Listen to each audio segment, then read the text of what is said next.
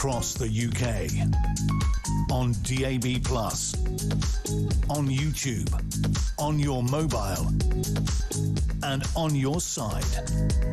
This is Talk.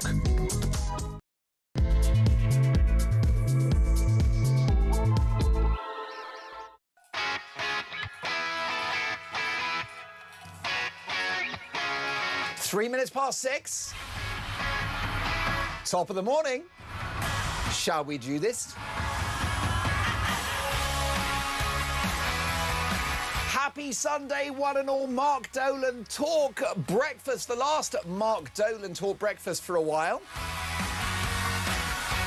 Taking a well-earned break, so she said. And lots to get through this morning. The row over the government's early prisoner release continues apace. Clearly, this problem has been in the pipeline for decades. It's not a crisis of Labour's making. But what's your appraisal of Andy Burnham's handling of this crisis? Could he have done more to keep dangerous criminals in prison? Is the new Prime Minister prioritising the safety of the British people?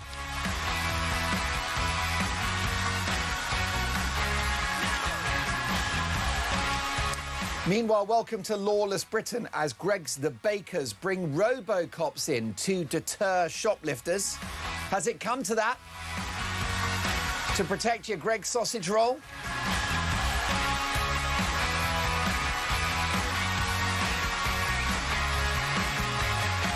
And an NHS trust tells trans staff they can use women's toilets. Why is our glorious NHS so happy to break the law?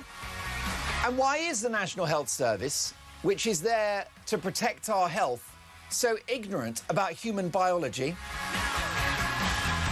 Do you feel comfortable that these medical professionals don't know the difference between a man and a woman? Make it make sense. Will we ever tackle wokery in our public institutions? Have you encountered it? What examples can you give me? What is your lived experience? What is your truth, as Meghan Markle calls it?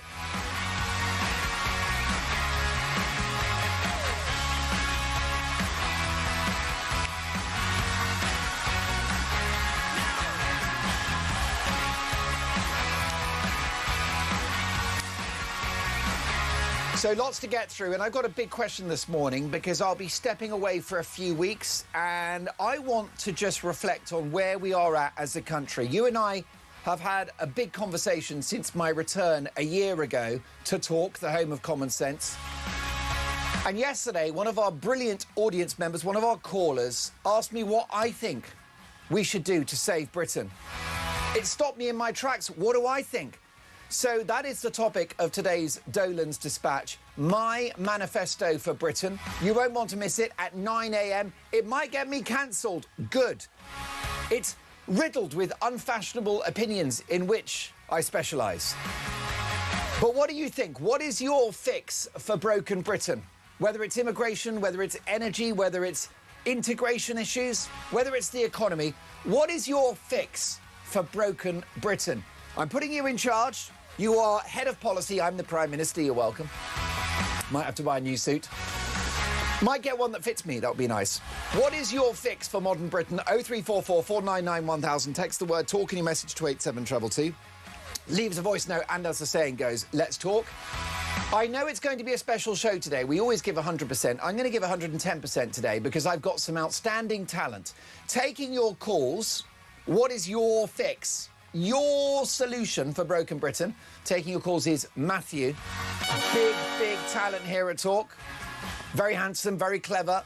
But basically, he'll be all of our bosses in about 18 months' time. That's why I'm being nice to him. Stephanie is directing our TV output. Stephanie, can you... I told you not to get that side. My chin looks very fat from the left-hand side. Can you fix that camera angle, please?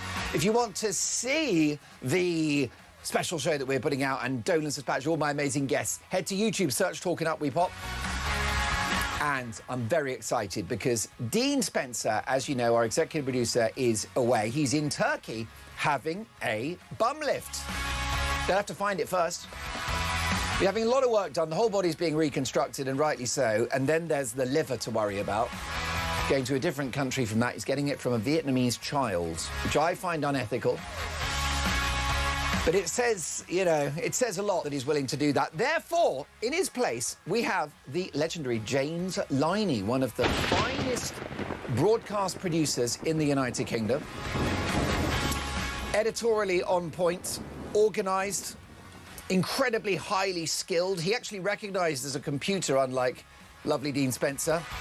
But here's the exciting thing. It's getting the band back together because lovely James Liney, we've not worked together since I was at another very famous media platform, which I'm not allowed to mention. It's where we last worked together, and it was Babe Station. I'm very lucky. I'm in good shape. I'm not just a dropper of truth bombs. I've got a swimmer's build. So, folks, how do you fix Britain? What is your fix for broken Britain? Our lead engineer today is the brilliant Dave Rhodes. And let me tell you, I'm not sure if you're across this, but there's a hideous tug of love going on between myself and talkSPORT for Dave the engineer's services. I get Dave at the moment on a piecemeal basis when Jeff Stelling is in a good mood and feeling generous. How is that right? No disrespect to Stelling, who's a legend of broadcasting, but why is he calling the shots here? Have you seen my numbers? Sorry, Jeff. I think it's 1-0 Dolan, back of the net. So anyway, I've got showdown talks with some of the big names at talkSPORT to secure the services of Dave the engineer permanently. And we're going to meet at a flagship Wetherspoons in Muswell Hill called the Mossy Well. And in attendance, Jeff Stelling, Adrian Durham and Ray Parlour. We will have showdown talks over drinks and we'll get that deal done. Folks, I need your help this morning. I want you to tell me, what is your plan for broken Britain? What is your fix for our great country? What are your ideas with the border, with energy? What would you do? 0344 499 1000. Text the word talk with your message to 87222. Leave us a voice note, and as the saying goes, let's talk. Front pages, the Sunday Times. They fire drones deep into Russia, then pack up and speed off. It's easy to forget, isn't it, that Ukraine war is still going on. What a travesty. Is it going to be the forever war? And is it time for the West to step up to Vladimir Putin? I've got to tell you, it's unlikely, because in Europe we have no military, because we dined out on the so-called peace dividend following the Second World War. Let me tell you, there's no such thing as a peace dividend. Have you never read the history books? Have those that govern us a total ignorance of what has happened in the past? Did they not get the memo that war is the story of the human race? We always fought, we currently fight, and we always will. War is life, life is war, and I'm very sad to say that, but it's true. Which is why one of my big policies, which I'll be outlining at 9 a.m. in a special Dolan's Dispatch, my fix for broken Britain, is defence spending at £100 billion. So that's a little preview for you of Dolan's Dispatch today. Currently, it's around 61 billion, and I'm going to more or less double it. And I'll explain why. And of course, it's all costed, because James Liney and I went to the pub last night, and he has a calculator on his iPhone, and we've absolutely sorted it out. He will be my Deputy Prime Minister. Bomb-proof vans, snipers on roofs, crime boss Kinahan returns to face justice. And go green or die, warns hedge fund billionaire. Businesses that refuse to go green will drive themselves into bankruptcy, one of Britain's most successful investors has warned. Sir Chris Hone, founder of the £60 billion hedge fund TCI Fund Management, said global warming was blindingly obvious and any idiot could see that climate change was accelerating. Let me help you with this, Sir Christopher Hone. And I'm so sorry to talk down to you or to put you on the naughty step or straighten you out with a few facts. And it's lovely that you're a billionaire.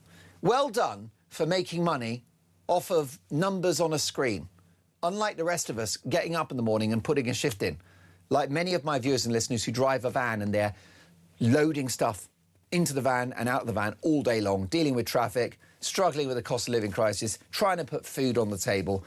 and you're a lovely, wonderful billionaire sat there profiting from numbers on a screen, producing nothing except successful algorithms. As James Liney, my executive producer, formerly of Babe Station, has pointed out, by the way, my numbers on Babe Station were very good. And, you know, the Brits, they love humility, don't they? But without a T-shirt on, I look terrific. Numbers were amazing. But yeah, this guy, right, he's a billionaire, and he's now wagging his finger about net zero. So I think it's exactly like COVID, folks, which is that I'm not going to deny that we have global warming. So if you're critical of the net zero target, which is effectively deindustrialisation, and net zero policies have already led to the UK having the highest energy costs in the developed world, if that happens, well, that brings it into disrepute because the public are suffering, especially the poor. But the issue we have is that we import 1 million barrels of oil into the UK every day. Did you know that? We buy 1 million barrels. Now, that is amazing because we have oil. So that would be the equivalent of the United Arab Emirates purchasing sand. That's what it would be like. It is, we have oil. Folks, just let this sink in for a moment, which is why I think I'm going to have to become Prime Minister. We have oil on our own shores. We buy it from other people. And here's the environment funny thing. So we import 1 million barrels. And did you know that the carbon footprints of the oil that we buy, which contains a markup from people that sell it to us, has a carbon footprint 4 times larger than if we drilled for our own oil? And yet we're saving the planet. How the heck does that work? Make it make sense, as the teenagers say. So this billionaire who makes money from numbers on a screen and successful algorithms, and probably AI now does most of the brain work, he thinks that we need to decarbonise. So how's he going to pay for that? How's he going to support people with their energy bills? And how's he going to deal with the back end of the pollution from those solar panels and windmills, which respectively have a shelf life of 10 to 15 years? Now, with COVID, if you said, look, it's a nasty virus, but it's non-fatal to most people, so keep the economy going and protect the vulnerable, you were a bad person back in the day. Of course, if you thought that, you were proven right. But you were called a COVID denier. It's the same now with net zero. If you say, look, we want to clean up the planet, we want to invest in green renewables, we want to go back to the 1990s position of an energy mix, which is, of course, common sense. That would be oil, gas, a little bit of coal, nuclear, and green renewables. That is the energy mix. That's the sensible. If you propose that now, you will be called a climate denier. No, I'm not denying that the planet's heating up. It's a disaster. We have the floods. We have the wildfires. By the way, many more wildfires 100 years ago. That's another story. But this billionaire in his ivory tower who makes money from numbers on a screen wants us to continue with this ruinous, economically suicidal project whilst China, India, the United States and Brazil burn fossil fuels for fun. Make it make sense. The guy's up a gum tree. Mail on Sunday, fury over royal funeral plan for shamed Andrew. Sunday Express, party leader insists he will not be cowed by death threats. Farage, cancel culture out to destroy reform. Sun on Sunday, Star's new romance, TV Paddy McGuinness out on dates with BBC's Emma. He, congratulations, Paddy McGuinness. I wish you every happiness. The Observer, tragedy on Broad Peak. The deaths of 6 celebrated Nepalese climbers have led to nationwide mourning and worldwide speculation. What were they doing at 19,000 feet on a mountain laden with fresh snow? Very tragic story there. I wouldn't call it news, but still very tragic. Sunday Telegraph, UEFA set for full Infantino inquiry. Producer James wants to talk about this, and I've got the brilliant Duncan Barks running his brain across it as we speak. PM may block early release for killers of emergency staff, and professors who appointed Arde attacked whiteness in education. And last but not least, the Sunday Mirror. Loose Women Nadia exclusive. I fear I will never work on TV again. Star speaks out on ITV bullying row. I've got really bad news for Nadia Sawalha, who I'm sure is a nice lady and a talented broadcaster. I think she used to be an actress back in the day. I'm so sorry, Nadia, but I've been in the media for 3 decades. No one is owed a living. And if you go online and you do videos which are wildly critical of Israel and so-called Zionism, which many people consider to be an anti-Semitic phraseology, not everyone thinks it's anti-Semitic, but some do, which ought to be enough. If you do these videos in which you're very critical of Israel or critical of so-called Zionism, then let me tell you, the executives at ITV are not going to be too happy, because you are part, on Loose Women, of a very vanilla, middle-of-the-road, comfortable pair of slippers type TV show. Loose Women is about, you know, is the Ozempic working? Can I get back into that size 12 dress? That's what Loose Women is. You know, I'm 60 and I fancy my brother's husband kind of thing. I've lost my libido, etc., etc. That is Loose Women. And they don't want anti-Zionist this and pro-Palestine that. She's entitled to her views. But if you're going to go down a very political route and potentially a divisive route, you will lose gigs. Sorry, dear. Tough duties. I've been there and I've got the T-shirt. I'm very, very outspoken, as you know. That's what this show is. That's what this channel is. We say what we think. Sometimes I'll be right. Sometimes I'll be wrong. But at least you know with me that when you stick on the radio or you stick on the telly, YouTube, being directed by Stephanie this morning, then you'll know that this is real. It's Dolan. You know, I'm very different to like Andy Burnham, who just does TikTok videos about circuit breakers and pork scratchings. What a joke that man's become already. What a national embarrassment Andy Burnham is. I'm so sorry that I'm not participating in this Burnham loving. But I get on air and I say what I think. And I have to tell you that I've lost loads of gigs as a result of that. And good. I'm delighted that I've lost those gigs. Because do I want to be on platforms where you can't have an opinion? Particularly if, over the years, your opinion has aged quite well. What have been my pet topics? Don't lock down healthy people during COVID. You'll destroy the economy. Hello?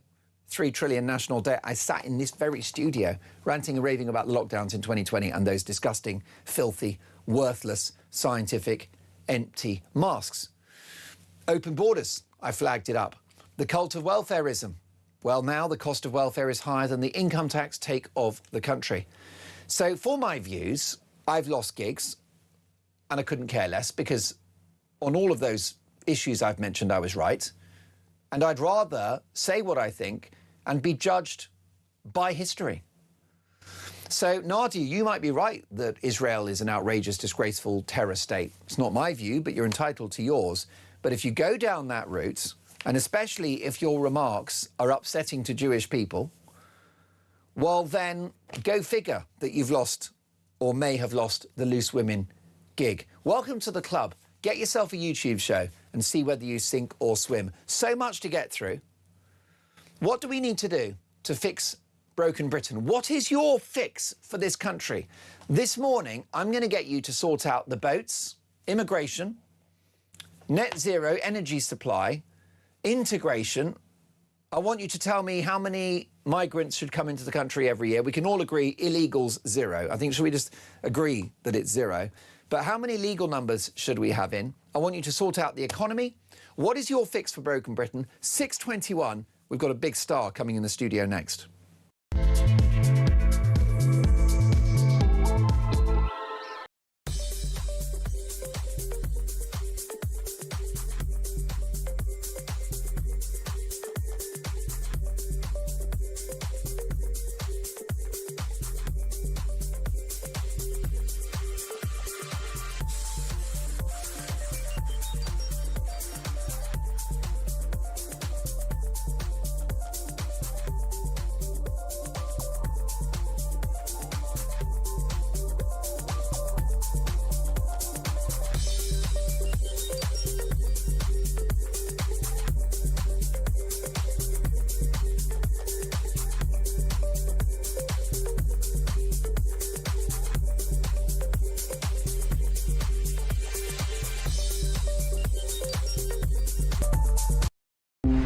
conflict breaks out anywhere in the world, it has consequences here at home. Talk War is your definitive national security briefing. From the conflict in Ukraine to the tensions in Gaza and the latest escalation with Iran, this is where comment and expert analysis with multiple updates throughout the day. The Talk War podcast from Talk, available on the Talk app or wherever you get your podcasts.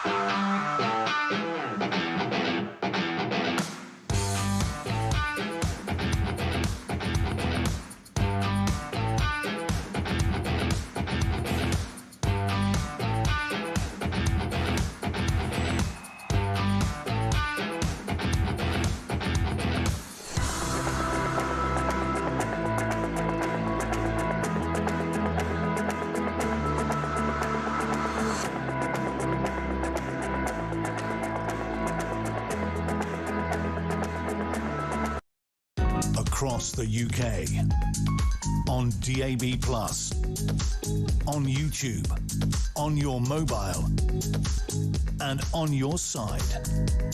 This is Talk. Jane has a fix for Britain. What is your solution to save our great country? Jane says, Mark, I've come to the conclusion the only way to get to grips with our country is dropping huge nets over illegals and the blob and drag them off to anywhere. Go on then, off you all pop.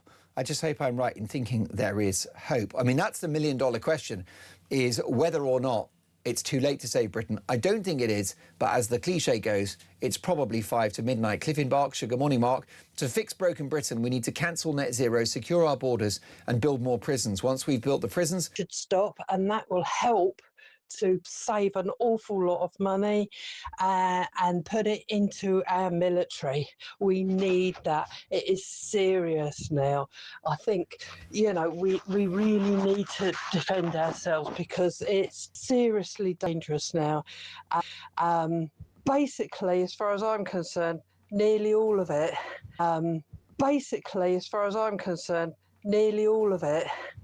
starts with foreign aids, foreign illegal foreigners, you know, just save a hell of a lot of money on housing, on putting them up in hotels or wherever, you know, the aid going abroad, all the rest of it, and then just bung all that money straight into the military, and I'm sure people will go with that for the time being.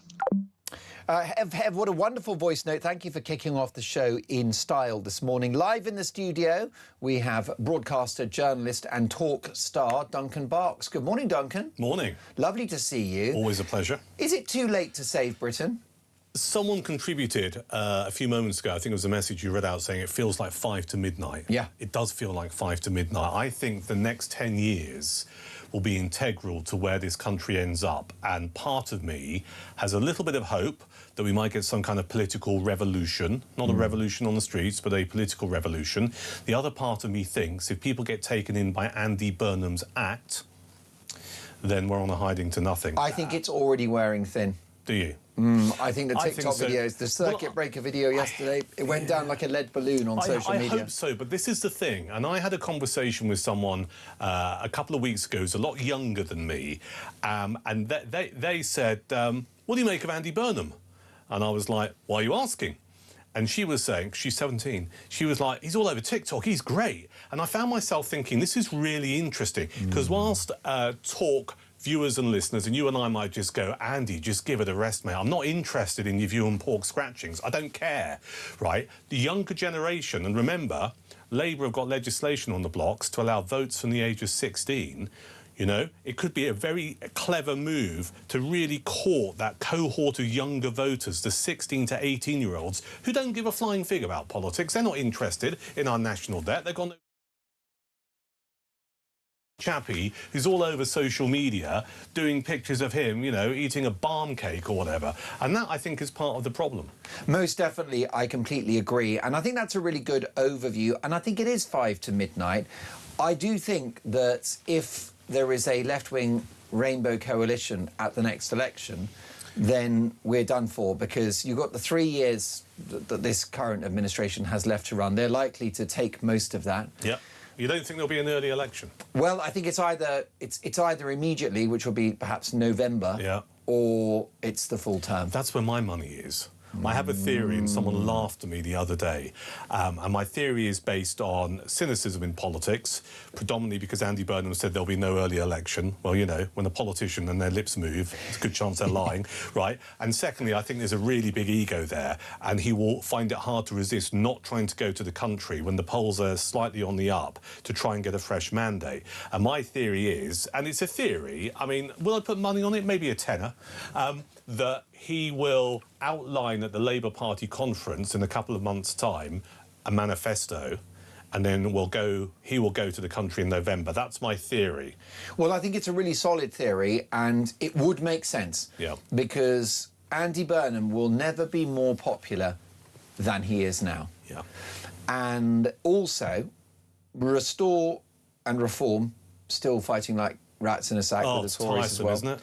It's tiresome indeed. And Reform themselves, still not quite ready. I think in 2 to 3 years' time, they'll have a serious plan for government and a bigger team. So the opportunity for Burnham is the tail end of the Burnham bounce, a divided right, and a Reform UK project that's still gestating. And a Green Party in decline. Right. Because over the last couple of months, you know, zany Zach. We were seeing Zach for Captain Cleavage for who Captain he really Cleavage. is. Yeah, absolutely. So I think we're in a really interesting place. And the headlines this morning, and we're going to hear more about this, I suspect, as the day continues, where we're going to have our mate Andy going out across the whole of Britain, Burnham across Britain, you know, talking to people about what can be done to make their lives better. So this is my theory on this. Either, right, he's become Prime Minister and genuinely does not have a Scooby as to what he's going to do. No. So it's like, well, I can do this exercise, I can go out and I can ask people. So we're going to see pictures of him on social media having a Cornish pasty in Cornwall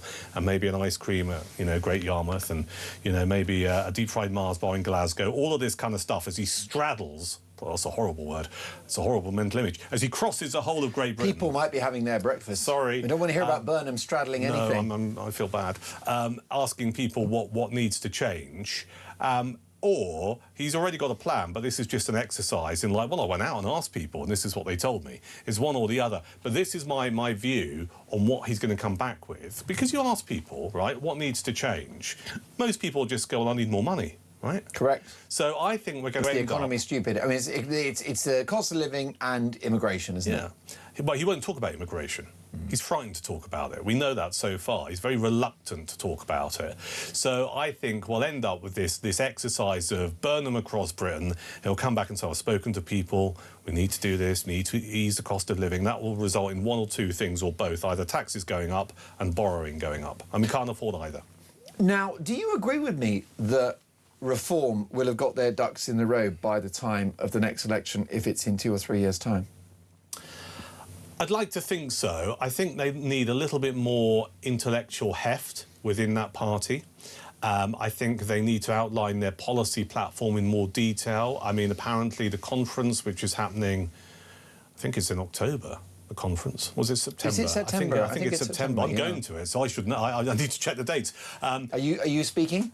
I'm doing some panels. I'm not speaking. Thursday, it's actually really soon. Thursday, the 3rd of September. It is September, isn't it? Yeah, just a few weeks from now. And then the Tory one is October, I think. I'm going to that one as well, going to chair some panels. So I think, from what I've heard, is we're going to see some more announcements made at the Reform conference about spokespeople. So I'm hoping we'll get a defence person there, because I think that's the elephant in the room at the moment. Defence has never been more important, and Reform need to show that they've got a clear plan for this nation's defence and to fund it as well. We know that we have an economic spokesperson in the form of, or a Treasury spokesperson in the form of Robert Jenrick. We need someone to cover education, though, don't we? You know, so I think they need to just Suella flesh out... Braverman not covering that brief? Maybe, not to my knowledge. I mean, this is the but problem. She could. This is the problem. We don't really know, do we? We don't know. It's all very woolly. And I think that's interesting that you think that Burnham possibly goes to the country in November. He will be tempted.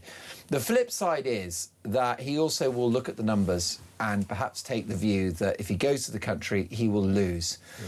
So he has the chance of being Prime Minister for the best part of 3 years. That's going to look quite solid on the history books. And it's enough for him to tell his grandkids, I was Prime Minister. It's not Liz Truss, is it? No. 3 years is not Liz Truss territory. Yeah. And I just wonder, so it depends about his ego and his sense of legacy. Yeah, there's a big ego there. Be under no illusions. So I think it's interesting. And you know, Reform are taking... I mean, they're moving around the polls a little bit. You know, this Clacton pantomime by-election is not helping anyone. You know, I understand... Do you think it was a mistake? Yeah, I do. I understand the tactic behind it, but I also, most of my angst about it has got nothing to do with Farage standing down, because I understand the thinking behind it. It's the arrogance of the other parties not standing any candidates. I just think that is off the scale arrogant. It treats the people of Clacton with utter contempt, and if you want to vote Labour in Clacton, you can't do it. You can't do it elsewhere either, because there aren't enough candidates from the various parties. You know, you're stuck with, effectively, you know, you've got Farage, and you've also got in the face. Well, it's very rare, Duncan, that I disagree with you, and the reason why is because you're a rock of sense. You're a fine figure of a man. You're a man about town. You're wise. You're witty. You can take a drink, and you can carry a tune. To take down. Go on. Carry a tune, and you look terrific naked. But here's so do you. This is where, bless you for that. This is where I normally agree with you, but I think I can understand why the other parties did not run in Clacton. And the reason why is because what Nigel's done, which is very interesting as a move, is a publicity stunt. I mean, that's what this is. He doesn't need to be re-elected. He's was the Member of Parliament for Clacton-on-Sea. And why should they participate in what is basically a bit of Farage PR? I get it completely. I can understand why they haven't done it, but I just think it's contemptuous. Utterly contemptuous to democracy. I suppose you're right. If they're serious, they should say, look, OK, it's a publicity stunt, but if you have a by-election, we will run someone. Yeah, that's what I think. Yeah. You know, if you want to vote for a particular party in that particular constituency, you want to vote for Barney Sausage, who represents, you know, whatever party, you can't because they're not fielding a candidate. How dare they? Yeah, How and dare actually, do you know something? Although I just got all excited about disagreeing with you, I think maybe you're half right. See, this is how... Yeah. This is what Talk Breakfast is. Yeah. Right? We're not tribal, and there's no agenda to protect. Yeah. In real time, I'm thinking, maybe you're half right. Because, yes, it's a publicity stunt, and so therefore, why feed the monster of Farage's ego by running candidates? On the other hand, the optics are that the establishment parties don't care about your opinions and don't want your vote. Put some flesh on the bones here. Go for it. You and I, you are rightly and understandably looking at it through the prism of Westminster politics, right? So we kind of go, yeah, I get why Nigel's done this, and you can also go, I get why the so-called main parties aren't standing candidates. You can make that argument. However, you strip it down to the man and the woman in the street, Clacton High Street, who ultimately is losing out here by not being able to vote for who they want. It's them, the voters, the electorate, the people who matter, taxpayers, who actually pay for all of these MPs, whoever becomes MP, to go into Parliament. It's off the scale nuts. I don't think I've ever changed my mind live on air. Really? In the course of 3 minutes. Wow. That's how long it's taken you to take me down. I'm not taking you down. It was a total collapse in my position. I just thought I'd put forward an opposing viewpoint. Do you know what? Based on rationale and common sense, Mark. I have completely changed my mind, and I think that we can agree. Can we agree that it was a publicity stunt by Farage? Yeah. Yeah, but... Can we also agree that it's a publicity stunt on behalf of all of the other parties? Oh, my God, you're too good. I can't lie. I'm normally ahead of everyone. We're not going to play this game. I cannot keep up with Barks today. Listen, folks, we've got calls coming in. What is your fix for broken Britain? Right? The borders, what would you do with illegal immigration? I want your plan. And maybe one of the reasons why I should be Prime Minister, and as we've just discovered, I'm going to need Duncan in the room with me just to straighten me out here and there. But... if I was Prime Minister, would base my policies upon what you want. So what do you want? Tell me what fixes you want for the country. How would you tackle immigration, energy supply, integration, the cultural stuff? What would you do with the economy as well and welfare? Let me know your thoughts, 0344 499 1000. We're going to read out all the candidates for the Clacton-on-Sea by-election, read by my very good friend and colleague, Jeremy Kyle. Worth saying that whenever we play this, he gets royalties.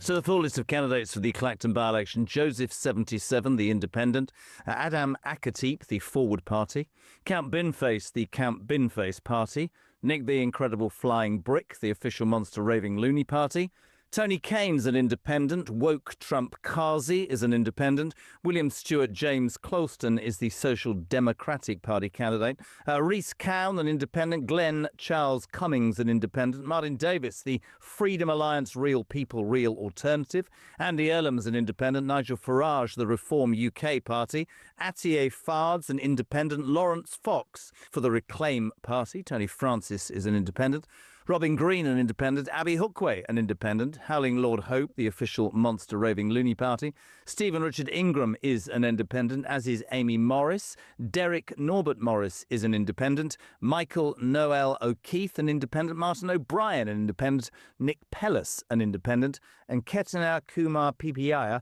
is the UK Voice Safer and Stronger UK Party; Daniel Pocock's an Independent; James Ransley, the Consensus Party candidate; Jerry Smith is an Independent; Kai Stevens for the British Democrats; John Stevens for Rejoin the EU; Baron von Thunderclap for the Official Monster Raving Loony Party; Pamela Walford is an Independent; Marcus White, Everyone is God Party; and Mark Wilkinson for the Independents.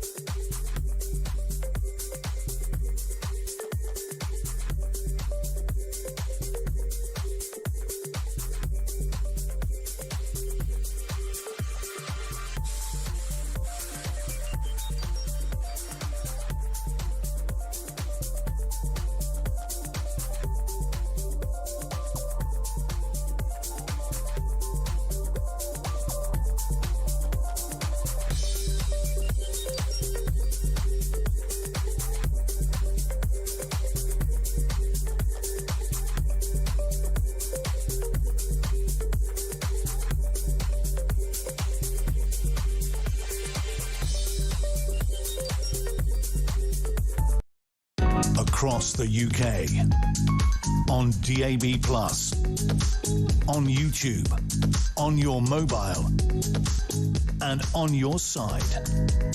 This is Talk. You are listening to Talk Breakfast. Christine says, well done, Mark, for speaking out. I'm the same. I say what I like, and if they don't like it, tough. I think that's exactly right.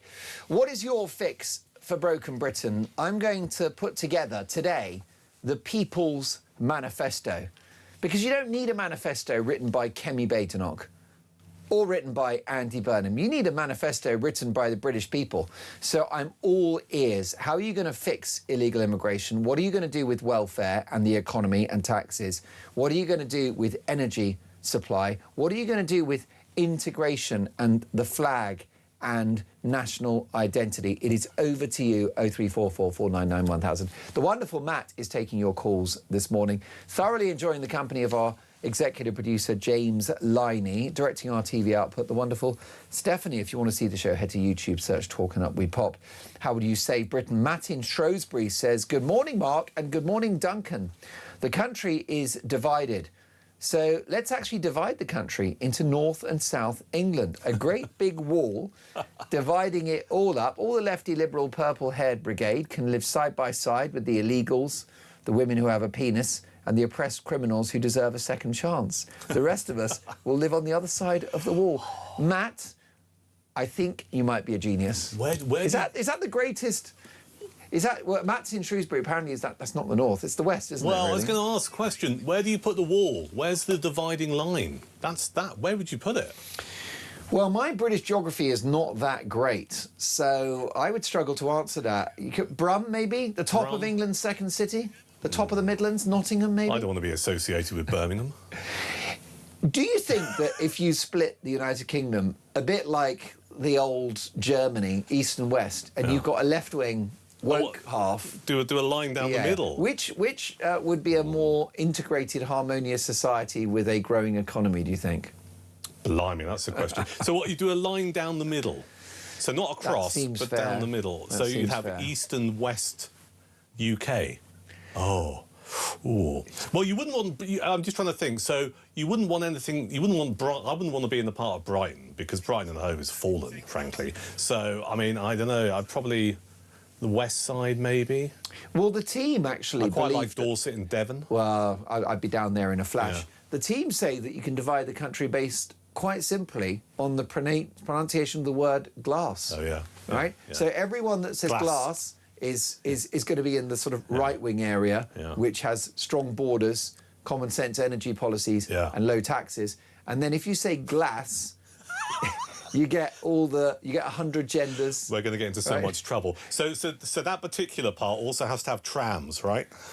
I'm afraid it's got to have the two things. It's got to have trams and trans. It's got to be both. Trams and trams. Yeah, and Whoa. the trams will be conducted and controlled and driven by the trans. That could work. I mean, I think Matt's text is so good. I'm going to read it again in case you're just joining us. Mark, the country is divided, so let's divide the country North and South England.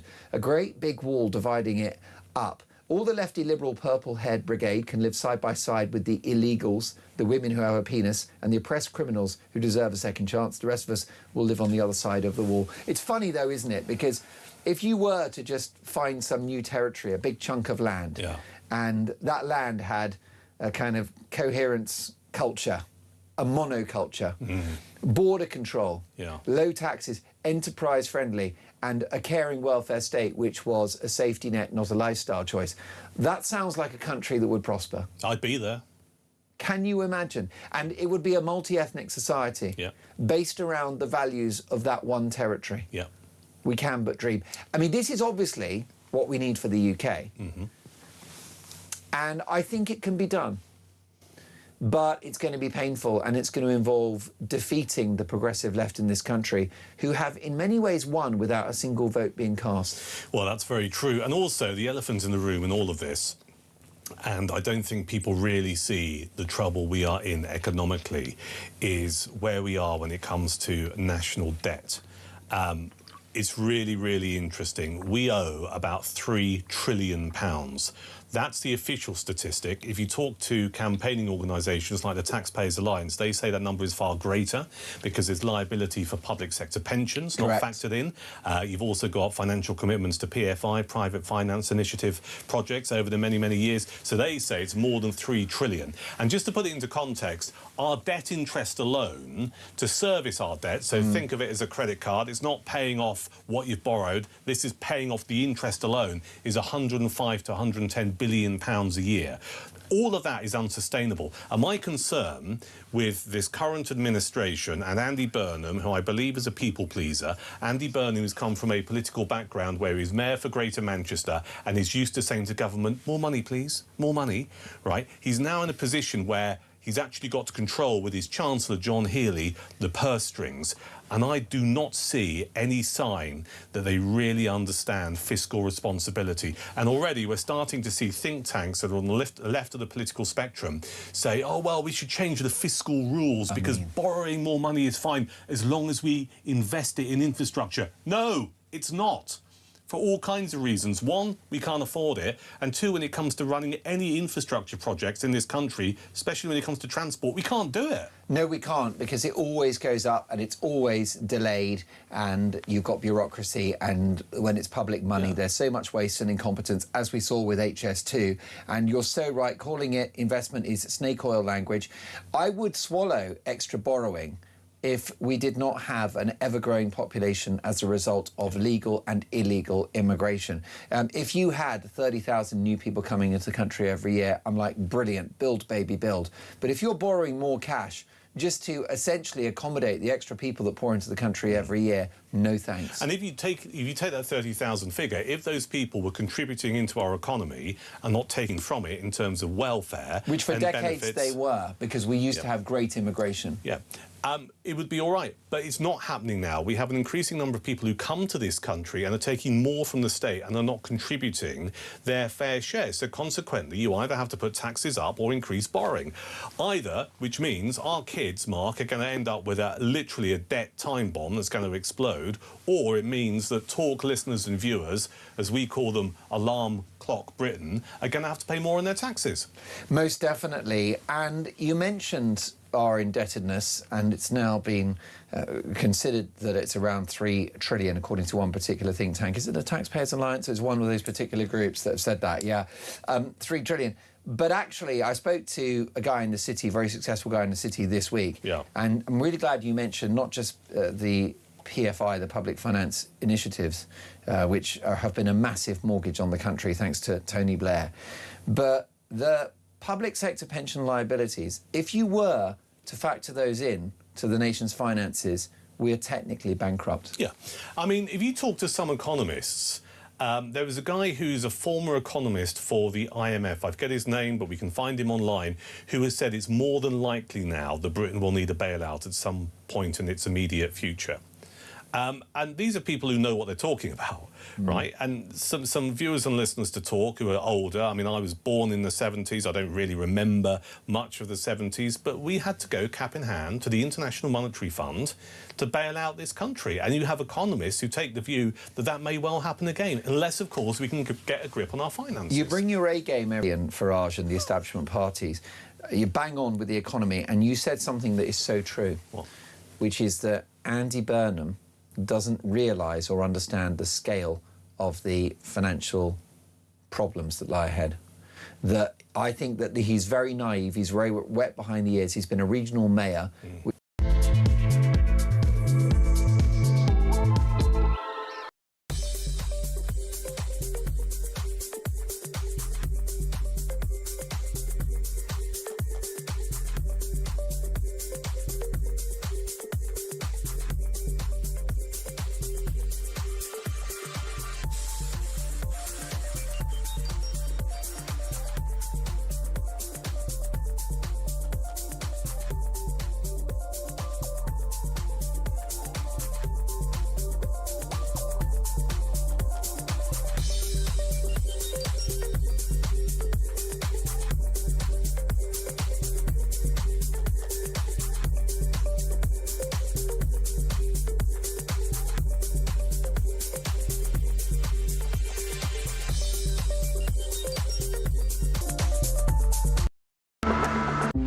Conflict breaks out anywhere in the world, it has consequences here at home. Talk War is your definitive national security briefing. From the conflict in Ukraine to the tensions in Gaza and the latest escalation with Iran, this is where you'll find comprehensive comment and expert analysis with multiple updates throughout the day. The Talk War podcast from Talk, available on the Talk app or wherever you get your podcasts.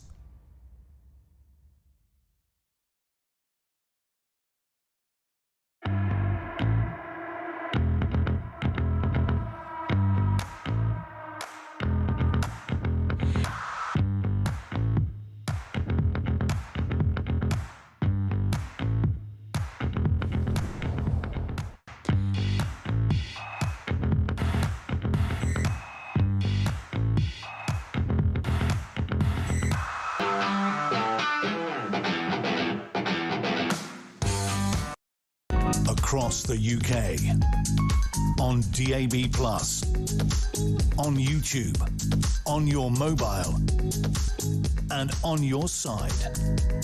This is Talk. 6:53, you're listening to Talk Breakfast, and so many messages coming in about how to fix Britain. But this is also quite interesting, and this is Maureen. Good morning, Maureen. How are you, my darling? Is it wrong and politically incorrect to call you darling? I don't think it is. Maureen, thank you for watching and listening to the show. Good morning, Mark, and hello, Duncan. I'm not a genius, But to solve the illegal immigrant crisis, I would totally remove the pull factors. I would detain and deport back to France. If they refuse to take them, I would remove their fishing rights and any other agreements that they may benefit from. Our politicians need to take an example out of Donald Trump's book. His actions on illegals worked. Nothing in this country works anymore. I'm no genius, but neither are the idiots who rule us. A very angry Maureen.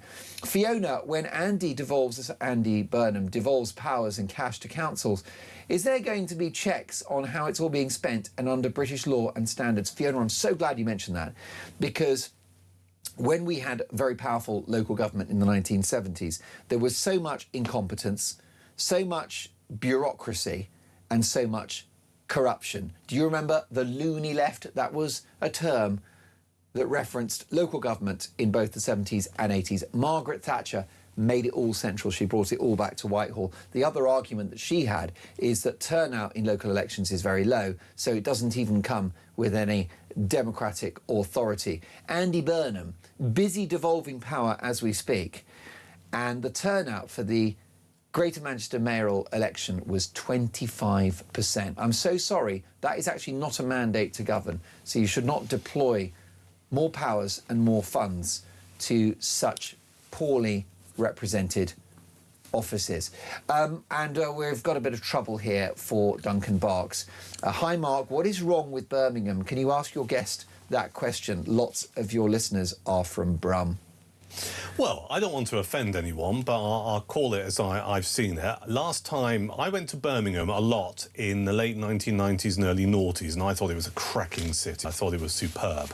I hadn't been to Birmingham until last year, so what's that, 24 years later, and I was genuinely shocked by what I saw. And I'll explain in a bit more detail. And you could argue maybe it's the same in other towns and cities around the country. But the reason I was in Birmingham is I was at the NEC, the conference centre, because that's where the Reform Party conference was.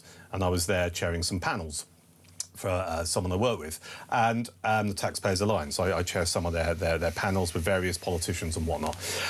And when we got to our hotel, it felt that which was in central Birmingham, it felt a little bit on edge. And I thought, OK, all right, that's all right. You know, Friday night, Saturday night, in any major town or city around the United Kingdom, there's always a bit of an edge to the place, no problem. Woke up Saturday morning to walk to a coffee shop to meet someone. I had to step over someone who'd passed out outside the hotel. I was walking down the street and there were a couple of people literally off their faces sitting on some stone steps, and I thought, OK, well, maybe it was a heavy Friday night. But it just left me with a very poor perception of the city. Then a load of us hopped in a cab to go back to the NEC, and we drove out through the suburbs, and I'm trying to find a polite and gentle way of saying this. It didn't seem like the Birmingham I remembered. So I saw Palestinian flags hanging from lampposts. I saw lots of shops catering for different nationalities from around the world, which is fine, but there was no balance. It was all one thing or another. I'll give you that portrait as being very accurate about Birmingham. It's also accurate about most of our great cities now, and that's the issue. Let's take a call, if we can, Duncan, from Phil in Hertfordshire. That was a solid defence, by the way. You did well. I think you were out of trouble. Good morning, Philip. Good morning. Good morning, Mark. Good morning, team. Happy Sunday. Right, listen, I'm putting you in charge. You're my Home Secretary. How are you going to tackle illegal immigration, Phil? Right, well, firstly, I'm going to make a reference to a film that starred Kevin Costner, The Field of Dreams. Oh, yeah. And the words were, build it, and they will come. Oh, gosh. We built it, good. And they are coming. So, what we've got to do is, stop that dream from being fulfilled. We've got to say, right, when you do come here, you're getting nothing. You're going to go into a detention centre or a holding centre somewhere. That's it. You lot that are already here, your handouts stop. We're not going to starve you. We're going to sort of maintain you, but you are not getting everything that you're going. If you're in local accommodation or you're a HMO, you're going into these detention centres. We've now got to start making it uncomfortable. The word will then get back to the people massing, and I will use the word massing, on the shores of France and Belgium, and they're not going to want to come, and that will filter back. We have to make it uncomfortable for them to come, because you've got to ask yourself, why are they coming? Phil, you are you're a total star. And do you remember, you used that word, Phil, uncomfortable. Do you remember hostile environment when the Home Office used that term for illegals? Oh. Yeah, I do remember it. That's appropriate. Is that not appropriate, hostile environment? Well, of course it's appropriate. You know, you've got to stop people from thinking, right, oh, this is going to be a right, like soft touch. We'll go here. Phil, I tell you what, can I tell you, fantastic call, and can I apologise to you, Phil, because I'd love to do longer on that, but you've nailed it. And by the way, the term hostile environment came from a Labour Home Secretary, John Reid. It's when they had common sense. A big hour to come. What's your fix for broken Britain?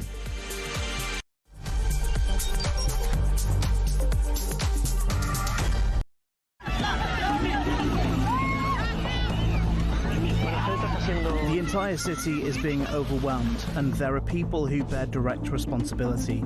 Those responsible are the national government, led by Pedro Sanchez and his ministers, as well as Mr. Marlaska, and of course, the European institutions, which have completely failed in what's supposed to be the European Union's external border. Which country in Europe wipes everybody else's backside but its own people? Here. Well, Morocco, of course, is hosting the next World Cup. I mean, are we suggesting that... Oh, don't start me on the World Cup. We'll get the country that's hosting the next World Cup is too unsafe. It's so unsafe. Oh, great point. That people have to cross continents to come to Europe. And of course, I have seen personally examples of this. People come from Morocco into Spain, across to the mainland, up France, through the south of France, up to the north of France, where they reach Calais and then eventually come to the UK. It is a cause for concern, and we are making contact with the Spanish government, the Spanish authorities, to provide support, but also to understand the implications of that situation. Some of you might remember a poster I put out 10 years ago called Breaking Point, where I showed vast numbers illegally breaking into the European Union. I made the point that if we vote for Brexit, we'll have the power to stop those people coming here. Sadly, the Tories failed us, Labour have failed us. Believe me, unless we get a reform government, those scenes you're seeing in Spain today, many of those young men, lots of them dangerous, will be heading towards Calais and coming to our country too. It is time to wake up. This is a battle for the future of our civilization. I can't put it any more plainly than that. When you look at what happened to Spain, they don't know what to do.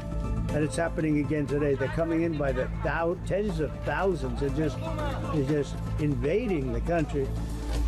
And what that is weak law, bad management, but very liberal law.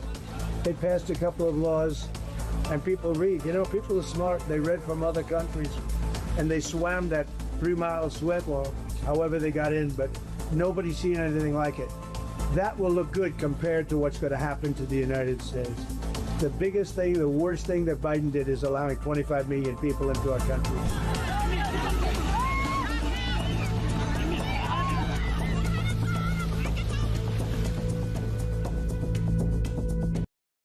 Across the UK, on DAB+, on YouTube, on your mobile, and on your side. This is Talk.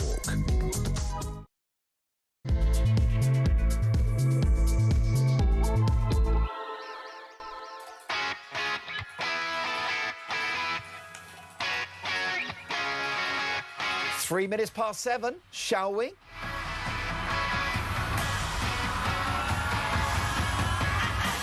Happy Sunday, one and all. Mark Dolan, Talk Breakfast for the last time for a few weeks.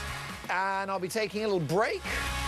I'm going on holiday with Andy Burnham, and I'm going to tell him how to fix Britain. I won't be doing any TikTok videos or talking about pork scratchings. And our question this morning is a simple one. What is your fix for broken Britain? We have open borders. 70,000 illegal immigrants since Labour won the election in July 2024. The highest energy costs in the developed world. The highest youth unemployment in Europe, which is going some given that no one in Spain works.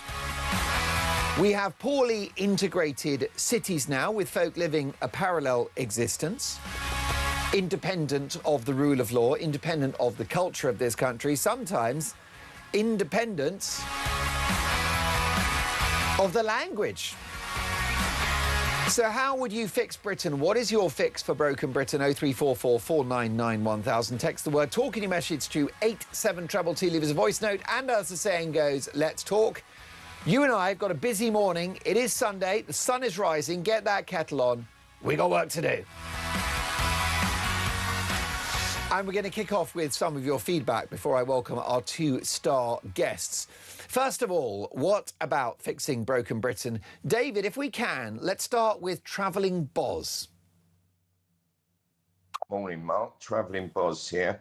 Your question, fixing Britain, what's needed? I think, first of all, the right need to sort themselves out. That's the most important one, because in 3 years' time there'll be an election. There could be one earlier. They have to be ready, because there's no way we can have another 5 years of Labour. This puppet that's been put in, Burnham, he's see-through. There's no character there. You might as well bring that robot back. The foreign aid is too high. Need to sort the defences out. Stop handing out money left, right and centre to people coming over and housing them and neglecting the rest of the people. It's so depressing. People need to pull together. The right need to pull together and get some sort of deal going and give hope to the people. Anyway, have a good show and have a good holiday. Boz, thank you for that. Let's hear from Judy if we can. Hello, it's Judy from Altos, West Yorkshire. It's quite easy to fix Britain. All you have to do is stop spending for a kick-off. And all the quangos that Tony Blair's invented, get shut of them all, every single one. Cut down on the civil service. I know it'll be a lot of redundancies, but we'll start thriving when we start digging for oil and fracking. And to combat the net zero, we can plant trees in the little boats that big boats that keep coming over. Detain and deport right away. No messing about.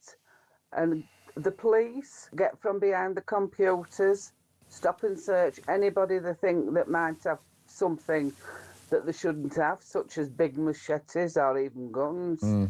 There you go. I'm on my way. Thank you. Judy, that's brilliant. And you didn't need a think tank and you didn't need 6 months. You've outlined a perfectly sensible set of policies that are born in common sense and logic. Thank you, Boz. Thank you, Judy. I'm going to get to more of your ideas about how we fix broken Britain in just a moment. But joining me live in the studio is broadcaster, journalist and talk star Duncan Barks. And down the line, the highly respected former Conservative MP, entrepreneur and farmer, Neil Parish. Good morning, Neil. Long time no see. Fantastic to have you back on the show.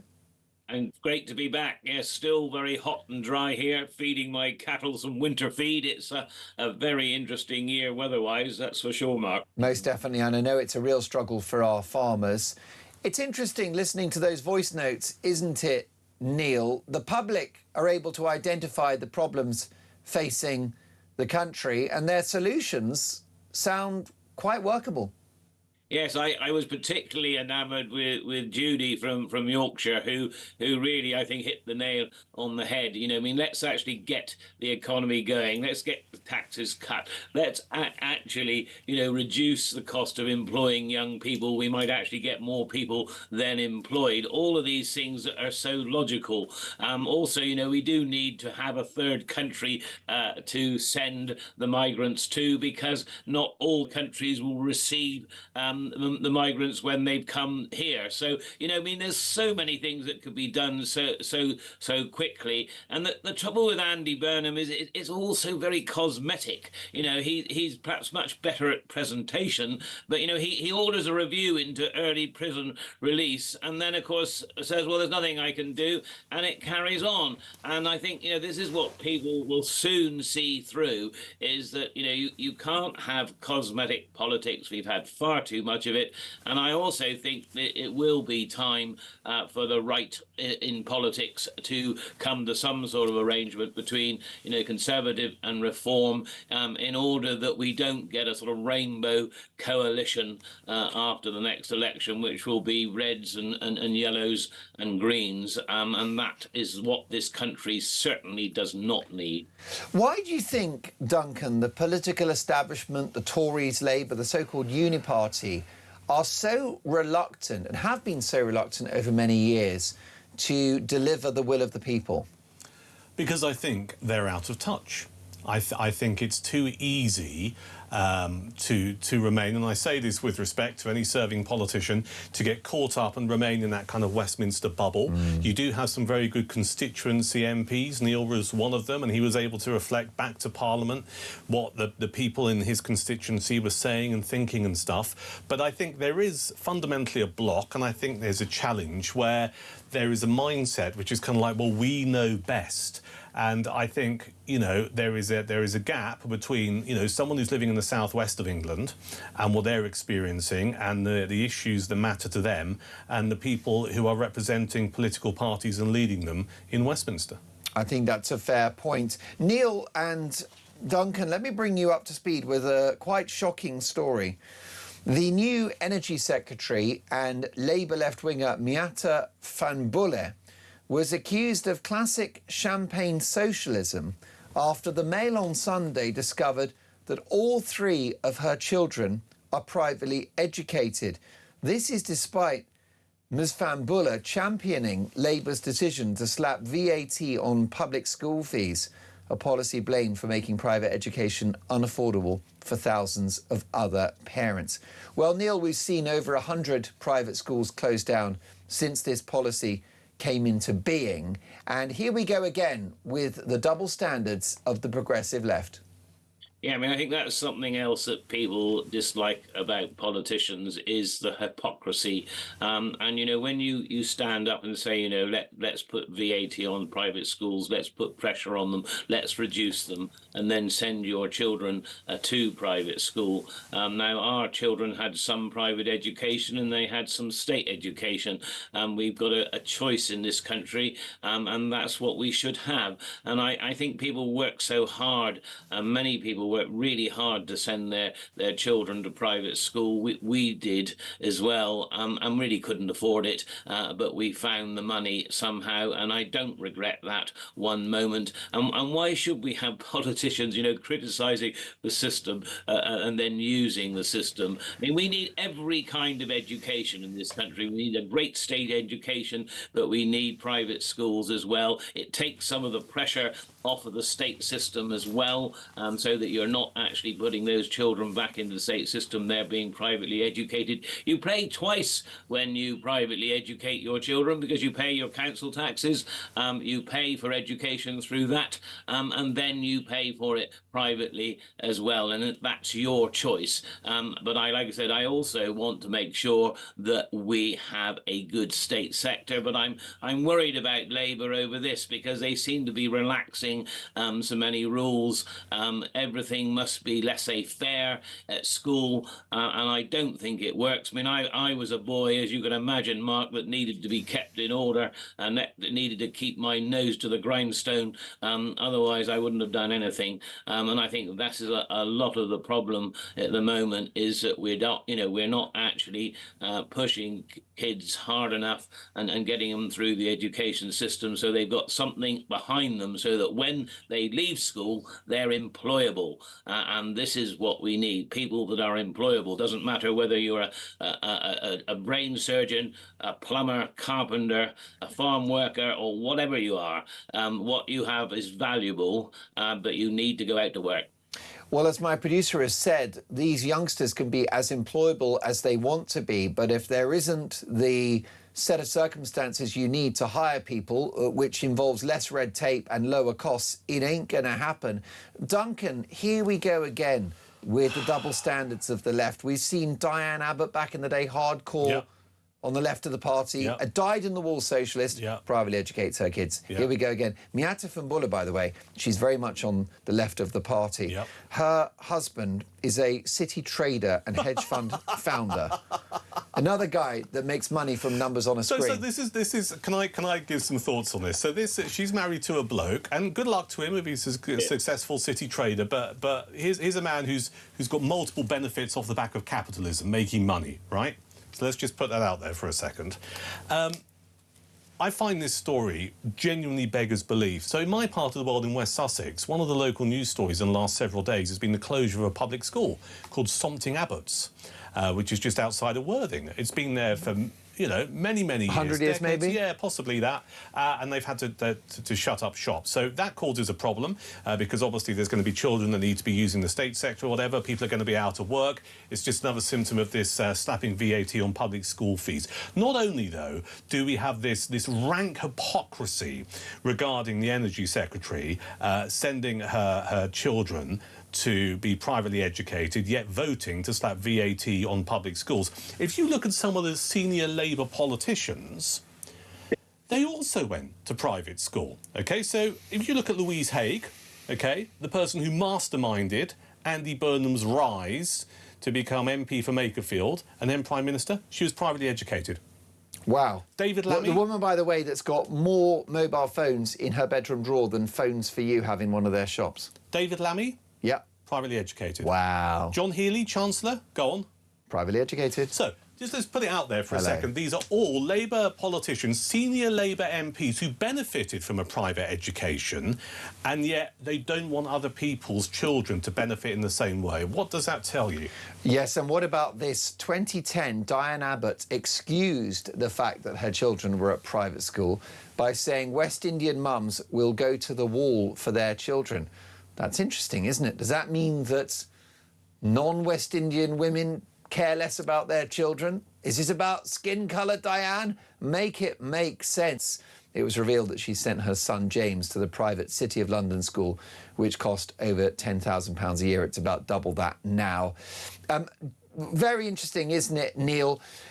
What about the Burnham bounce, Neil, given your experience of the political world? Do you think Burnham has already lost his bounce? Well, certainly I'm carrying on with this by-election down in Honiton, and this is a Labour seat on the council, and the guy has resigned.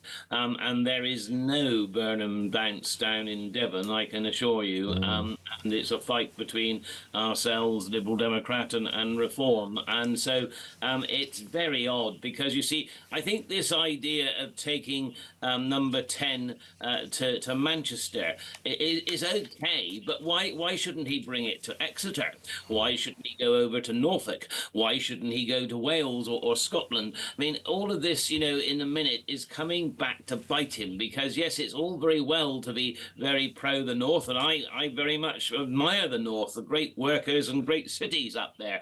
But there is the rest of the world, rest of the country. And, as a politician who's always represented the West Country, I really do feel very strongly about this because people do, you see. And as I said when we started, Mark, so much of what Andy is doing, the Prime Minister, is so cosmetic. It's interesting for me because actually one of my local seaside towns is actually Burnham-on-Sea. So therefore, naturally, we find that hugely amusing, the fact that Andy Burnham is going around so-called to the seaside towns to see what's happening. We haven't yet seen him at Burnham-on-Sea, dare I say. But, seriously, you've got to do more than just cosmetics. You see, he's inherited a government that's spending too much, borrowing too much, and hasn't got the guts to actually cut benefits like it needs to do. And he needs to sort all these things out. And I think he's dishing out little bits of sugar on energy bills and things like that, which really don't make an awful lot of difference. He should be cutting the green taxes on energy bills. That would do a lot more good. But, let's see how it comes through to the autumn. But I think the bounce is already very flat. If I was a tennis player, I think I'd have a job to hit the ball with how high the ball is bouncing at the moment for Andy Burnham. And I think come the autumn, come reality, I think the bounce will have gone. And I think you'll find he won't be much more popular than Keir Starmer was before him. Interesting. Now, Duncan Barks, before you go, you've been in broadcasting and journalism and politics adjacent for several decades. How would you fix broken Britain? That's a big question. In no particular order, I think we need to have a fairer system when it comes to law, order and justice in this country. I think people feel that if you're from certain communities, you're given more leniency when it comes to sentencing, and you benefit from a more lenient style of policing. That only creates resentment. So I'd look at that. I think when it comes to the economy, and I mentioned this earlier, I'm terrified of where we might be heading. So I think we need to scrap the national insurance, the increased national insurance contributions that was put on employers by Rachel Reeves. I also think we need to scrap the employment rights bill that makes it really hard to employ, for example, casual staff. So Neil Parish there was talking about, you know, tourism and whatnot, like the Southwest. The Southwest in the Isle of Wight, for example, rely on tourism. So do Norfolk, all right? If you run an ice cream parlour, for example, you can't just hire someone like you used to for, you know, £5, £7.50 an hour and pay them accordingly just for the summer holidays. It's not that simple anymore. It makes it harder. So those would be a couple of things that I would do. And also, just to add to that, I think we just need to reform the public sector, because there is a lot of waste in the public sector right across the board. Doesn't mean sacking people, but, you know, if you work in the public sector, you should have the same kind of targets and you should be driven by efficiency as the rest of us are in the private sector to earn your dosh. And I know people who work in the public sector who, quite frankly, swing the lead. So I think all of those things would help fix Britain. Well, a caller to the show and a listener would agree with you, because N has said, Mark, I work in the NHS. In 2019, we had a credible plan to rebuild a falling down hospital. With government intervention, by 2026, we have a plan costing £2 billion and have yet to put a spade in the ground. We need to fundamentally fix government to address our woes. Duncan, brilliant to see you. I know you'll be back as a talk presenter very soon. Thank you, always a pleasure. Looking forward to that, and thank you so much for your... Keep fighting the good fight. Well, most definitely, that's what we'll try to do. You talked a lot of sense this morning. I'm delighted to say that the wonderful Neil Parish is going to stay with us. What is your fix for broken Britain? Let's take a listen to Eugenie on that, if we can. Good morning, Mark. It's Eugenie from Bexhill-on-Sea. You have a fabulous show and you are fabulous. Oh, thank you. I just want to, in answer to your question, I just want to say one word that can sort Britain. It can sort everything out. Everything you mentioned, just this one word will sort it. And it's the name, Trump. Thank you, Mark. Well, notwithstanding the fact that he can be very unpredictable and very mercurial and sometimes talks complete nonsense, you cannot deny that Donald Trump is a transformative political figure. You cannot deny that he has demonstrated political will, particularly when it comes to illegal immigration. 12 million undocumented people entered the United States over 4 years under Joe Biden. He's got those numbers down to zero. Yes, he ain't perfect, but you'd bite your hand off for that kind of leadership in this country, wouldn't you? Eugenie, thank you for that. What is your fix for broken Britain? 0344 499 1000. More from the brilliant Neil Parish next.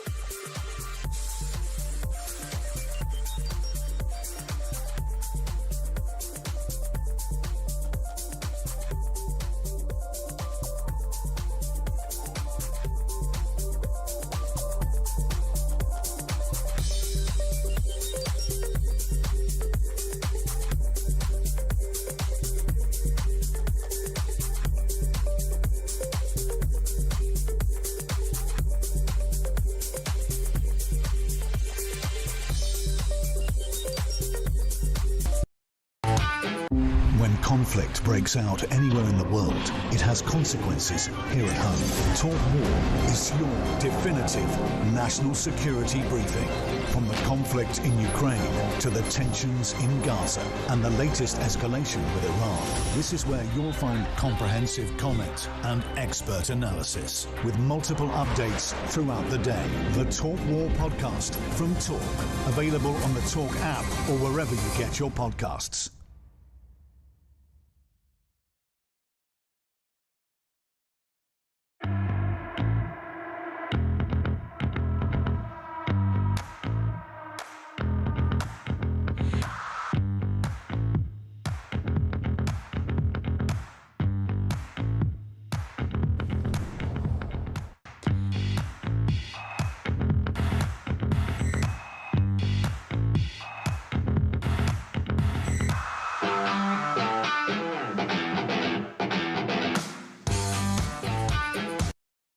Across the UK, on DAB+, on YouTube, on your mobile, and on your side.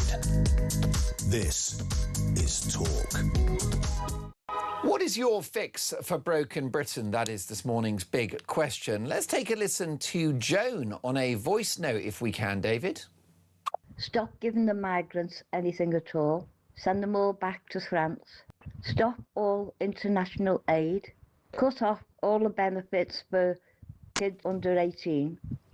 And that would save Britain. Joan, she only needed 14 seconds for a set of very workable policies that would be transformative and that would save the country billions. Thank you, Joan. How about George? Morning, Mark. All you've got to do is remove the fishing licences from the French.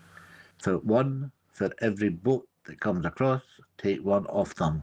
They'll soon stop the boats. Thanks, George and Gretna. Isn't it amazing how succinct you are and clear-sighted? So when I put together my manifesto to become Prime Minister, it'll be based on your ideas. Because I would lead in the national interest. It would be my view that you are my boss. Not the blob, not the bureaucracy, not my own party. There wouldn't be a party. It would be the Mark Dolan number 10. Forget about parties. It would be presidential. I would be Britain's first president. I would be President Dolan. And I would be answerable not to a party machine or to the blob or the media, but to you. What about this then? Steve is reflecting on the possibility of me becoming Prime Minister. Morning, Mark. Steve from Yorkshire, working on the golf course. Just to say, Mark, I love you. I think you're great, but maybe not Prime Minister.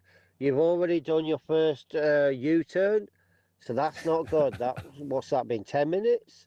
So maybe stick to what you're good at, my friend. Love your show, Mark. Well, you see, that's the kind of president I will be, where I will welcome that pushback. And Steve is pointing out that my view is the Clacton by-election is a publicity stunt. I can understand why the other parties did not participate in order to essentially help Nigel Farage with his PR. On the other hand, as Duncan Barks pointed out in the studio, it makes the other parties look like an establishment unit, and it looks like a stitch-up, which is bad optics, and therefore in many ways it's a smart move from Farage. But Steve, don't you want someone that will admit when they're wrong, or indeed is open-minded about the arguments? Helping me do exactly that is Neil Parish, former Conservative MP and now farmer. Neil, you mentioned the weather. Tell me what kind of summer you've had in the farming world. Well, it's just been, we thought last year was hot, Mark, but this year has just been hotter. And we've had, these very extreme heat waves, and it's just sort of burnt all the grass up, basically. My crops of corn weren't too bad, considering how dry the weather, because they suddenly changed colour, and I thought they died in all that hot weather, but they didn't yield too badly. We got some reasonable straw. Like I said, I'm feeding winter feed to some cattle already, and here here we are, not even the middle of August, and I have never seen like North Somerset and Devon and this area so dry. The hills, have just burnt off. Everywhere's burnt off. So, I mean, the cattle are doing okay.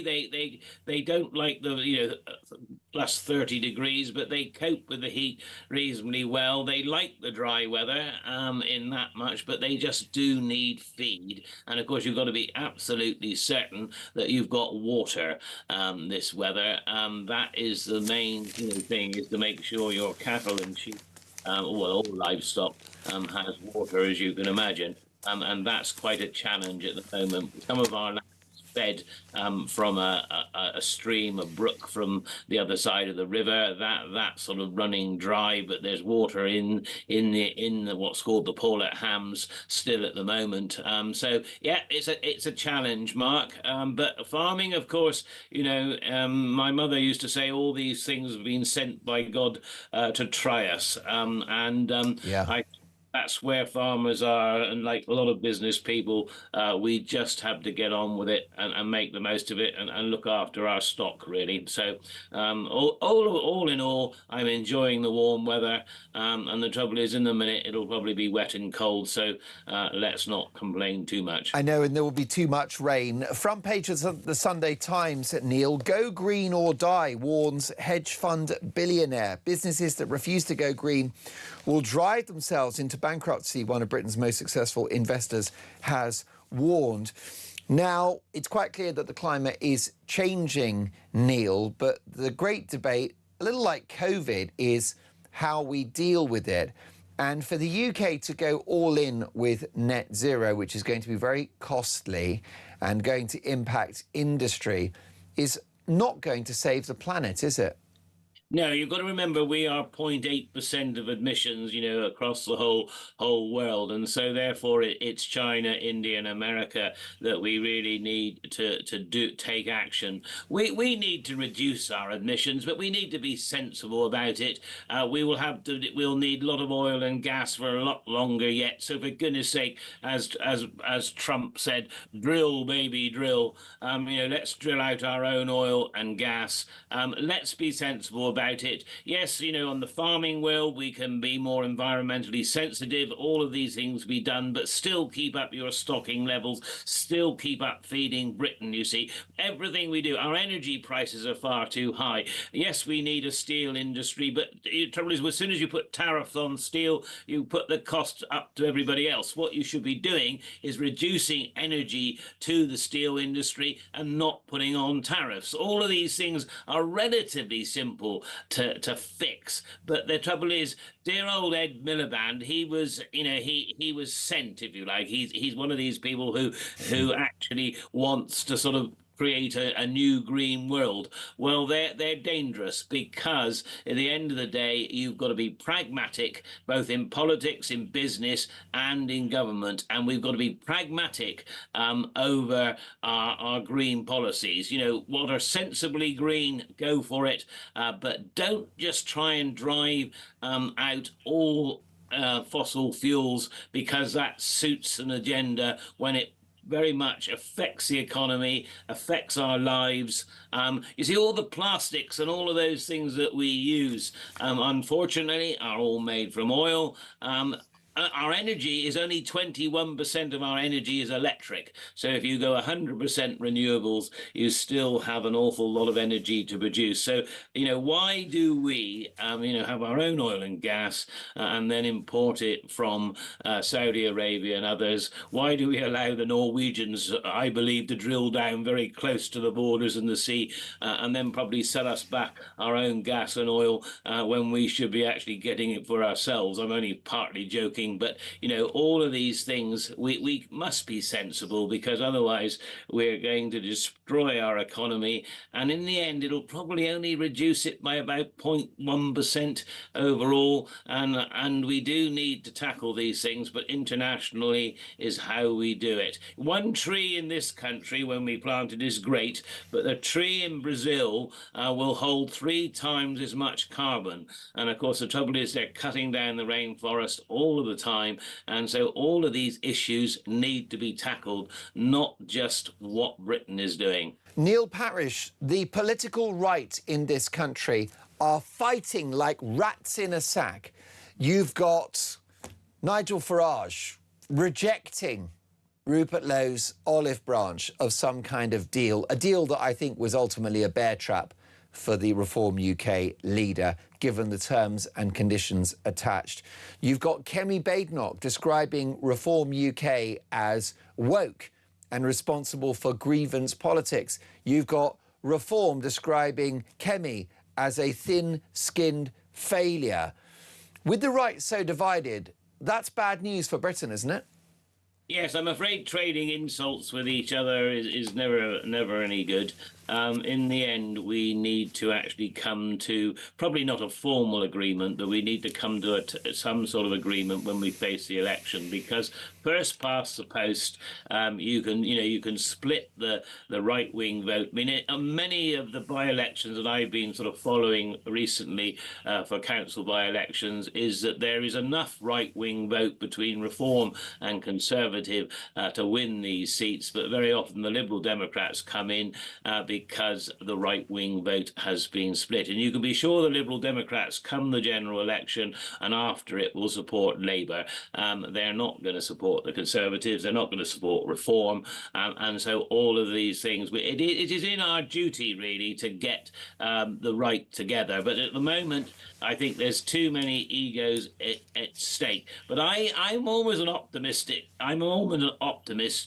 Mark, in politics. And I think as we approach the general election, the Conservatives and the Reform Party will be very much closer in the opinion polls. And then I think you'll find both leaders, we can bang their heads together and come up with something. I think as far as Rupert Lowe is concerned, I think, I'm afraid that is Nigel's own making, because he didn't need to throw Rupert Lowe out of the Reform Party. And then, of course, Rupert Lowe then sets up his own party, Restore, and now Nigel has a problem with it. The one thing Nigel must do is he must let people come up in his own party and not be so fearful of people who might be becoming more popular than him, because this is a great weakness. So, like I said, to clean it all, we need to bang our heads together. Otherwise, we will have a horrible concoction of lefties running this country. And dare I say it,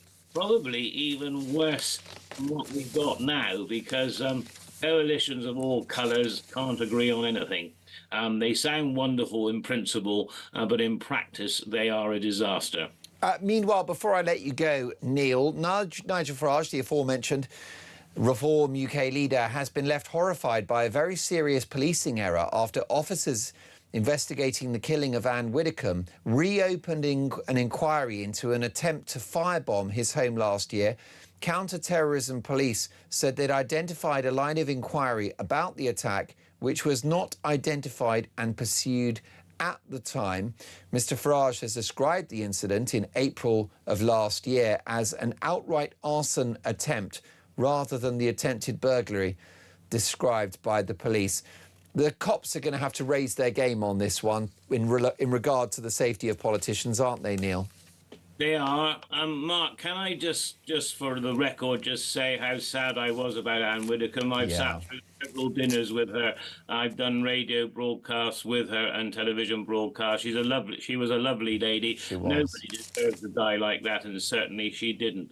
On the issue, yes, because you have got to take politicians' security seriously, and I think Nigel Farage has a real point about this, and the police must take it seriously. Let me tell you just a very quick story. We were issued, when I was in Parliament, with pagers. These pagers, you were supposed to press them, and if you had problems at a surgery, the police would immediately come. Well, I pressed mine, and 2 hours later, the police rang my office in London to find out where I was. It was, I was back in the constituency. This was hopeless. And so, I didn't really have too much to worry about, I don't think. But you just never know. That's the trouble. You have no idea who might be targeted. And, these people are not altogether sane. Dare I say it, they are nutters, some of them, and you just do not know what they're going to do. And that's why protection is needed. And I think Nigel Farage has a real point on this one. And the police do, I mean, he is very high profile, and you just don't know who's out there. That's the trouble. And I do very much, you know, the thing with our politics is that I don't mind really what people's politics are. They have the right to stand, and if they are elected, they have a right to do their job, and they should be protected in doing that. Most definitely. Neil, you look in rude health. All of our best to Sue and the kids, and we'll catch up soon. My thanks to the brilliant former Conservative MP and now very busy farmer, Neil Parish. Lots more to get through. What is your fix for broken Britain? Your call's next.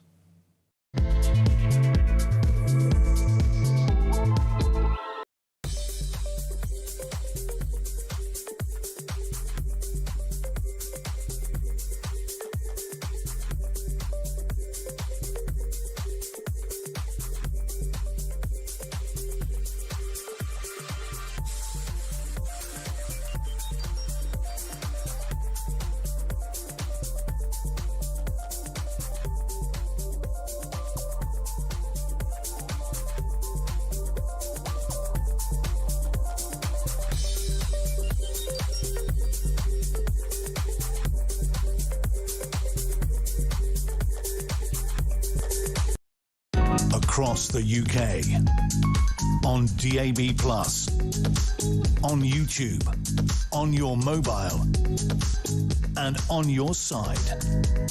This is Talk. You are listening to Talk Breakfast. What is your fix for broken Britain? Steve is in Preston. Good morning, Steve. You are live on the radio and on the telly. Good morning, Mark. How are we? All right? I'm very well. What's happening on your Sunday morning? Are you a busy man?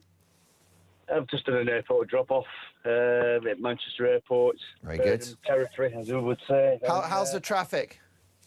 Well, it's not been too bad, actually. Big chaos the last few days with that electrical issue with the railway lines being down. But that was quite chaotic because a lot of people do get the train to Manchester Airport. Yeah. So obviously it was down. So that obviously meant there were more cars on the roads and the motorways, so it's quite busy. Have you ever had Andy Burnham in the back of your taxi? No. No, the Burnham bounce is well and truly over. I'm not a fan. Are the people of Greater Manchester, are they not bereft in his absence now? Is it not a crumbling city because he's not there? I don't know, because I don't know a great deal about Manchester, because the airport is outside of the city. Right. But, I mean, he's a Scouser as well, because he supports Everton. And he makes me laugh, actually, because there's a lot of rivalry between the two cities in football terms. So it does make me smile when he was the mayor there. But going back to what you were saying earlier on about the situation with the country being in a broken state, it's pretty simple. You said it yourself. We're paying way too much out in benefits. Migrants are a main drain on the system because the majority of them aren't going to be able to go out and work and pay taxes and insurance. They're going to be dependent on benefits. And I'll tell you something. The other day, I actually picked an Afghan migrant up from an army. We have an army barracks here in Preston, and they've got army accommodation at the back. And I was sent to on a thing called patient transport. Yeah. And we're taken to the hospital, obviously, to get transport. So I got chatting with him in what English he could speak. It turns out he was a policeman over there, and obviously when the Taliban took over, and he obviously had to flee. But he's over it, and he's about, I'd say he was in his late 60s. He's never going to be able to work. So he's going to be dependent on pension credit and other things to keep his family going. Correct. A lot of NHS appointments, social care, you name it. It is, and that's why reform a right to, get them all, round them all up and get them out and take it back to the beaches in France. And, the French are going to squeal and they're not going to like it. But I'll tell you this, the French can shove their French golden delicious where the sun don't shine because they are handing out leaflets. Lee Anderson was on the beach and he got one of these leaflets. They're actually printed him, telling them how to get over here. It's a guide. It's a guide. And the NGOs and the charities are helping. And Steve, you work hard You put in a lot of hours every week, I would have thought, in your cab, and yet the taxes that you pay, which are going up, they don't even touch the sides when it comes to the cost of illegal immigration. No, it doesn't, and it's a real mess, Mark, at the moment. It just ain't getting any better, and I can't understand why people like Andy Burnham, they can't see the bigger picture. They're like the blinkers. Every time we get a politician who comes into power, they just don't seem to grasp the situation, and it just spirals out of control, and it just gets worse and worse and worse. And last time I spoke to you as well, we were talking about reform, and I said to you about getting Nick John Healey before he got what he did, but it's too late now. But can you, when you speak to any reform people like Richard Tice, will you tell them to start talking a bit more about things like defence and other things if they're going to be in government? Because we all know what they want to do with immigration and stuff. Fine, I'm up for that. But I want to hear other things. So please, if you do get another, I will. I will actually, Steve. I saw Richard Tice yesterday, and I'm in touch with all of those people, the front bench, if you like, of reform, and I'll convey that you feel that it's clear where they are on illegal immigration, but you want to hear about defence, you want to hear about, I guess, law and order, and you want to hear about the economy, I would have thought. Absolutely, I do. I mean, I'm a big fan. Despite all what's happening, the mainstream are after him at the moment, and they're trying to derail him because of the popularity. And despite what's happening to him, it doesn't put me off, and it won't do. The people can sling mud at them saying they've done this and that, the financial money that they've been given and have been declared, etc. Just trying to smear him and make them look bad but I see through all that, me, and it's because they don't want them in power. I just heard a little jingle on your phone. Is that another job to come in? No. It's my dash camera. Steve, before I get... the producer thinks it's Tinder. Are you... Any romantic news for me, Steve? Romantic news? No, I'm a married man. Glad to hear it. That was definitely was my dash camera. Glad to hear that. I mean, Steve, before I let you go, before I get to John, you know, it's worth reflecting on the fact that it's 7:45 on a Sunday morning. You could be tucked up in bed, but you're not. You're out working. Yeah, I was up this morning. I do burn both ends of the clock, as I would say, because of the nature of my job, but it's part and parcel of it, and I accept it. I enjoy it, for starters. I could dream of being in bed and claiming benefits. Yeah. Shame. And I remember when I grew up in the 80s, I did that work scheme where you used to get paid, I think it was like 25 quid or something, and you have to go out and work or you couldn't have any benefits. I was put on that for 18 months. And I was labouring mostly, grafting for a building company. And I was out mixing every day, carrying buckets of concrete or plaster up these ladders and you know, it was graft. You had to do it. You got on with it. The concept of a good day's work. Most definitely. Steve, what a brilliant message. And I will speak to the reform people and say that my audience want to know what is the plan for defence, for law and order, for integration in our cities, for defence, for energy supply, because these are all critically important. We can't, can we, Steve, have yet another government that gets into office with no plan. Steve, you're the man with the plan. Have a brilliant day. And more power to you working on a Sunday morning. And it's been a while, I've got to say, since Steve was on. Brilliant to have him back on the show. More calls after the break and a legend of policing. What is your fix for broken Britain?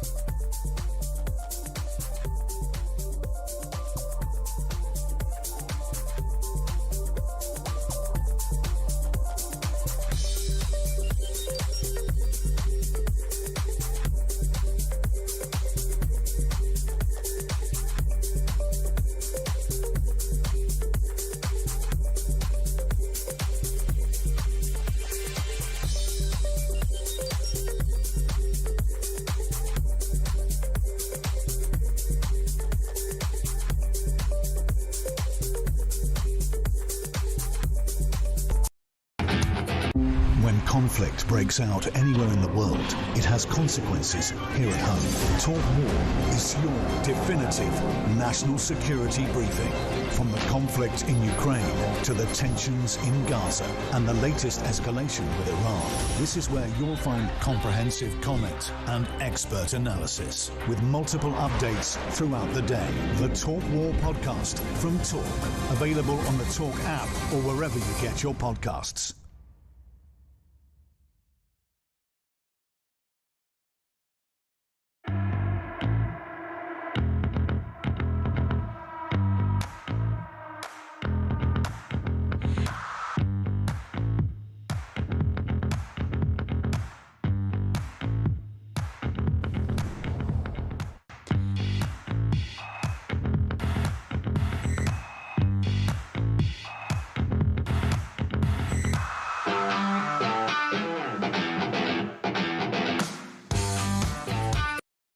Across the UK, on DAB+, on YouTube, on your mobile, and on your side. This is Talk. I think I might have to be Prime Minister, and if so, I'm going to do it based upon your policies. So what is your fix for broken Britain? I'm going to write it all down, and that's what I'll do in number 10. Do you believe me? Do you believe that I will serve you as Prime Minister? Because this comes from the heart. If you're watching on the show, look at my body language. I'll serve you. I don't have skin in the game. I'm not interested in corruption and bungs and all the rest of it, or indeed the history books. Just get into office and do the right thing for the country. But what are the policies? Help me out. What is your fix for broken Britain? I know a man that could fix the country very rapidly, and he is former top cop, retired Scotland Yard Detective Chief Inspector Mike Neville. Good morning, Michael. Good morning. Good morning, Mike. I share my views with you. We need people who work for this nation who are interested in others and not themselves. Most definitely. Well, let's take, if we can, Mike, a call on this subject from John in Rochester. Oh, we've just... Has he really? He's just gone away. We'll get John back. Mike, we do face a lot of structural problems in the country. Can I get your reaction to this double murderer who was able to commit his crimes with abandon? He had his bail endlessly extended, so he went on to rape and harm others. A total failure of policing and our judicial system. Yeah, absolutely. And one point is not enough prison places to put evil men like this on remand before their trial. You know, that was probably one of the reasons the CPS didn't try and put him on remand, because there's not enough prison places. And then you have the ridiculous situation with sex offenders. He was a registered sex offender.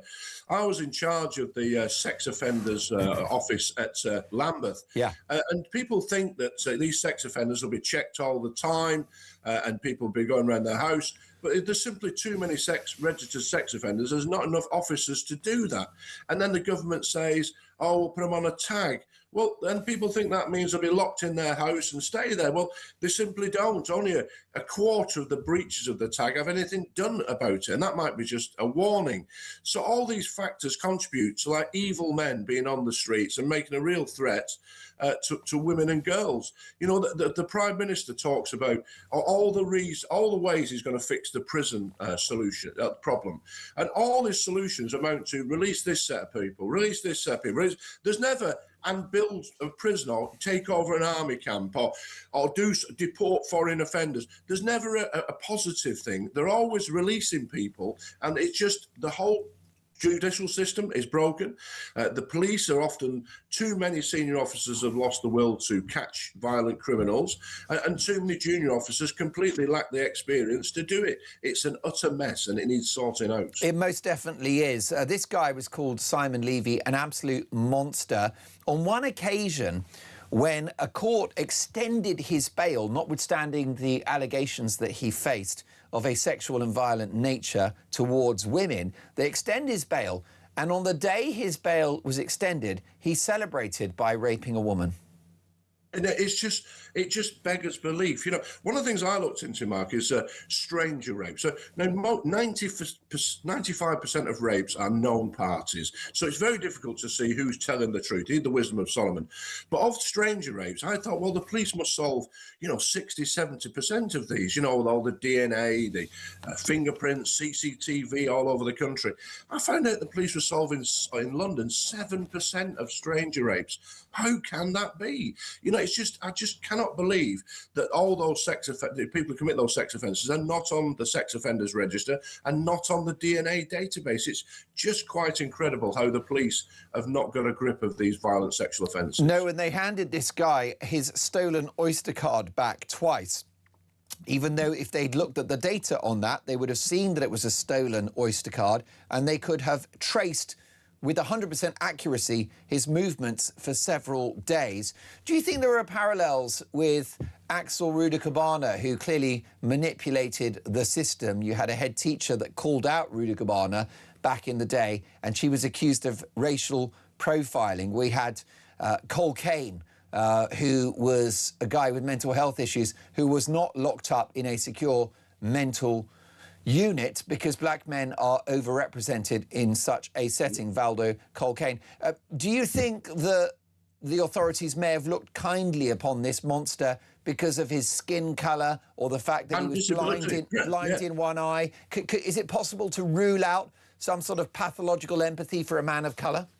No, I think you're quite right to point it out, Mark. The fact he's black and disabled, as you say, blind in one eye, all these things can be played upon. And too often, the examples you've given there, Rudakabana, Calla Kane, all these characters have been able to manipulate a system because, we've seen it with the Professor Fraudster this week, haven't we? How idiotic decisions are made by the establishment based on somebody's skin colour rather than their ability or what they're doing. It is a scandal, and we need, as I keep saying, like the Germans had a denazification programme, we need a de-wokification programme in this nation to rid the wickedness from this nation. Most definitely, that's critically important. I am in touch with politicians of all colours, on the left, in the middle and on the right, and I have just received a message from a very senior member of Reform UK, who has messaged the following. Listening to your caller, Steve, don't worry. We will be releasing lots of great new policy ideas over the coming weeks and at a conference in a month's time. That is a senior figure within Reform UK. And it's important, isn't it? Go for it, Mike. I would like to say I'd like to offer my help to Reform to look at the policing and criminal justice system. We need real differences made here. And too often, when you go to a senior police officers conference, all these people have gone through the same system, all ex-university, all left-leaning. There's no one in the room to say this needs to change.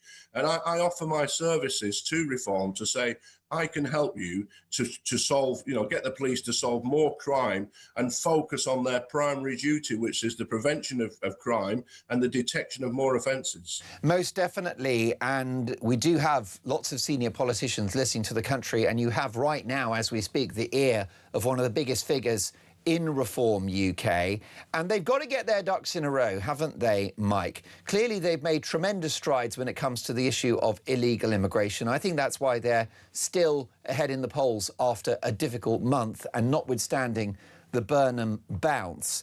And if they can get a coherent plan together for defence, for the economy, for integration, for energy supply, then, well, all bets are off.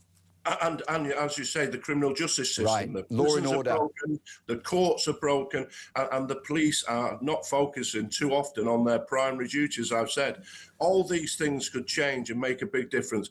When you have a country where there's riots in Thetford, you've really got to look inward, haven't you? The riots used to be in inner cities. Now we have public protests in Epping, in Crowborough, in Thetford. It's just quite incredible how this country's got... And these are not all far-right thugs. I mean, we condemn any violence, don't we? But local communities, understandably, don't want homes of multiple occupancy. They don't want to be like Crowborough with 500 undocumented men in their neighbourhood.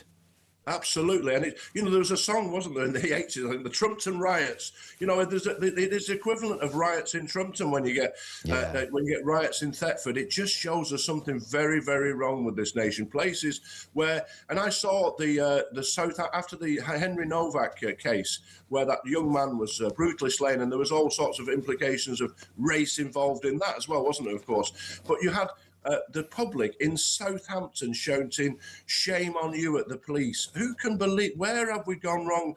The police in this country used to be the best in the world, the most respected in the world, and we've gone from that, say 20, 30 years ago, to the people of Southampton shouting, "Shame on you" at their local officers. It just breaks my heart, really, because British police, and I say, the envy of the world it was. Most definitely. What's your appraisal of Andy Burnham's first few weeks in office, Mike? Are you buying the whole King of the North act? Not at all, no. Even when he promised to give more funding to rugby league, which is dear to my northern heart, I think the man is an act, to be honest. I think he's a parody of a northerner. As we discussed before, he's never had a proper job. Proper northerners have proper jobs, and he's never had a proper job. He's a man who, how many northerners have got English degrees from Cambridge and then just go working into politics straight away and never been out there? He's never had to worry about running a business. He's never been in the army or the police, or he's never been a doctor or a nurse, anything of value. No business experience whatsoever. So I just think he's, you made a stereotypical northern. I'm surprised he's not wearing a flat cap and walking around with a whip. I know. It's ridiculous. I agree, and I think it's patronising. I'm finding it difficult to get the words together, Mike, about the left and how they operate across the that's right. The left never sleep, Mark, as we always discuss. They never sleep. And that's where we've got to be with, if you support reform or you're centre-right supporting person, you've got to remember that whilst we have a break and we try and treat everybody reasonably, the left, they never sleep. They're always after, introducing woke policies into different things. The whole establishment has been filled with this awful thing. The truly outstanding Mike Neville. Mike, we'll catch up soon. You're a legend. Keep it. Talk Breakfast.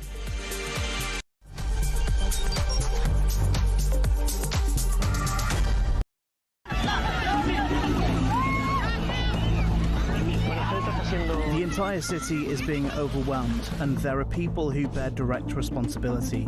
Those responsible are the national government, led by Pedro Sanchez and his ministers, as well as Mr. Marlaska, and of course, the European institutions, which have completely failed in what's supposed to be the European Union's external border. Which country in Europe wipes everybody else's backside but its own people? Here. Well, Morocco, of course, is hosting the next World Cup. I mean, are we suggesting that... Oh, don't start me on the World Cup. We'll get the country that's hosting the next World Cup is too unsafe. It's so unsafe. Oh, great point. People have to cross continents to come to Europe. And, of course, I have seen personally examples of this.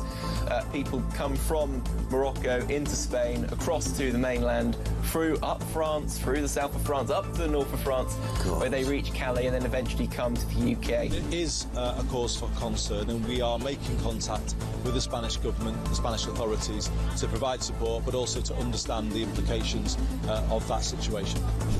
Some of you might remember a poster I put out 10 years ago called Breaking Point, where I showed vast numbers illegally breaking into the European Union.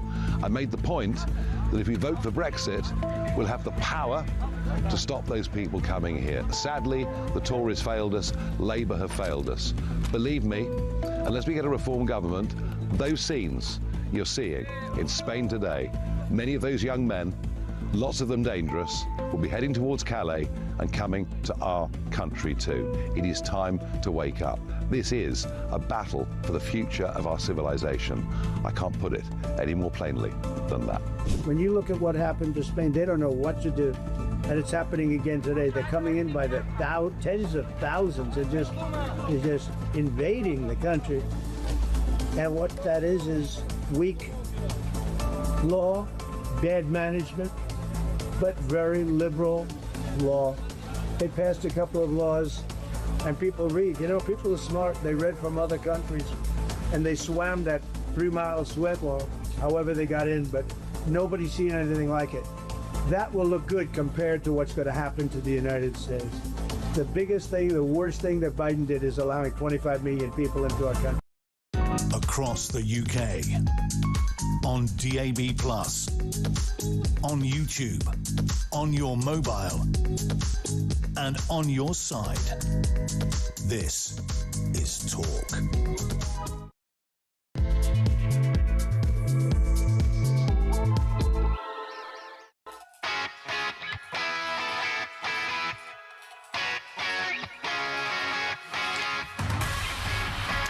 Top of the morning, 2 minutes past 8, Sunday breakfast. My final show for a little while. Like Andy Burnham, I shall be taking a break. And actually, I might put together my own plan for the country. We have sticky inflation. We have a national debt that stands at £3 trillion. You heard me right. Starts with a T. That's always a bad sign. We have a deficit of in the region of £100 billion a year, which means that the interest on our debt is almost double the defence budget. Yikes. Got the highest energy costs in the developed world. We've got poorly integrated cities. We've got social disorder. We've got the decriminalisation of shoplifting, burglary and vehicle crime.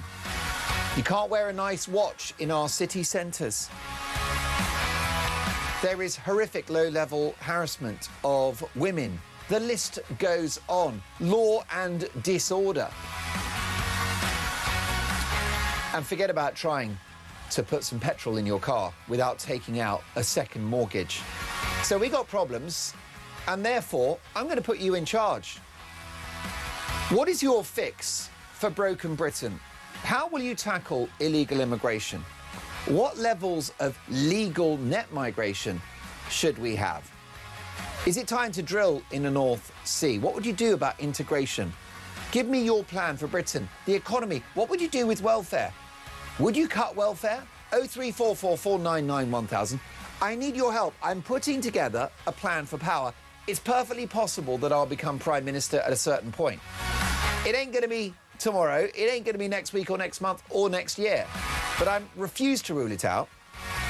So if that happens, I'm going to be armed with two things. Your best interests, the national interest, and your policies. So help me out. Let's have that conversation. How would you fix broken Britain? And actually, lots of very senior politicians listen to this show, so they may pick up a tip or two as well. It's all about people power, isn't it? My phone number is 0344 499 1000. The brilliant Matt is taking your calls.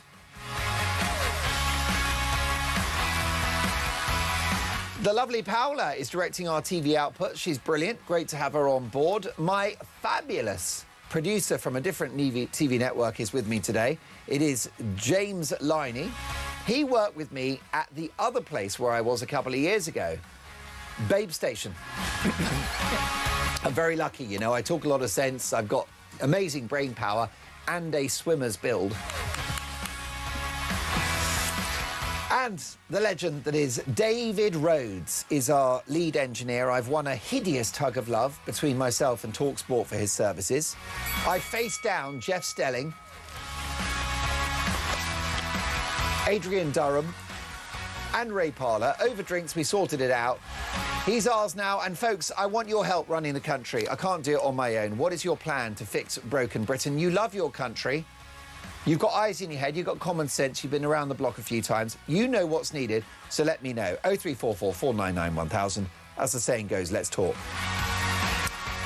And let's kick off, if we can, with a short voice note, Dave Rhodes. Stop texting Jeff Stelling. We've got you now. That's it. It's over. I have my man. Here's Kevin. There's one solution, one fix. Get this country on its feet. Fix this country once for all. One simple thing. Get Labour out. Kevin in Bristol. Kevin, a succinct voice note. Here's Damon. Morning, mate. Damon from Wigan. I know that you do stand-up comedy, and you've seen a lot of comedy clubs as the years have gone by. Your show is fantastic, by the way. But I think the biggest comedy club at the moment is Great Britain.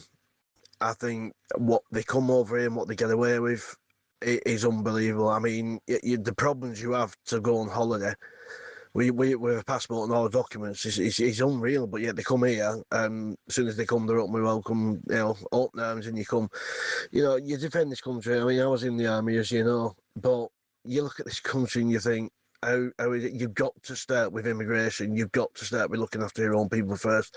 And I don't care who says it's racist, who says it's wrong. You have got to start to look after your own people, because if you don't, we will end up as a third world country. So from your prospect and what you do as a profession as well, you've got to admit that at the moment, Britain is the biggest comedy club that's walking. Thank you. It is, Damon, and thank you for remembering my long and distant comedy career.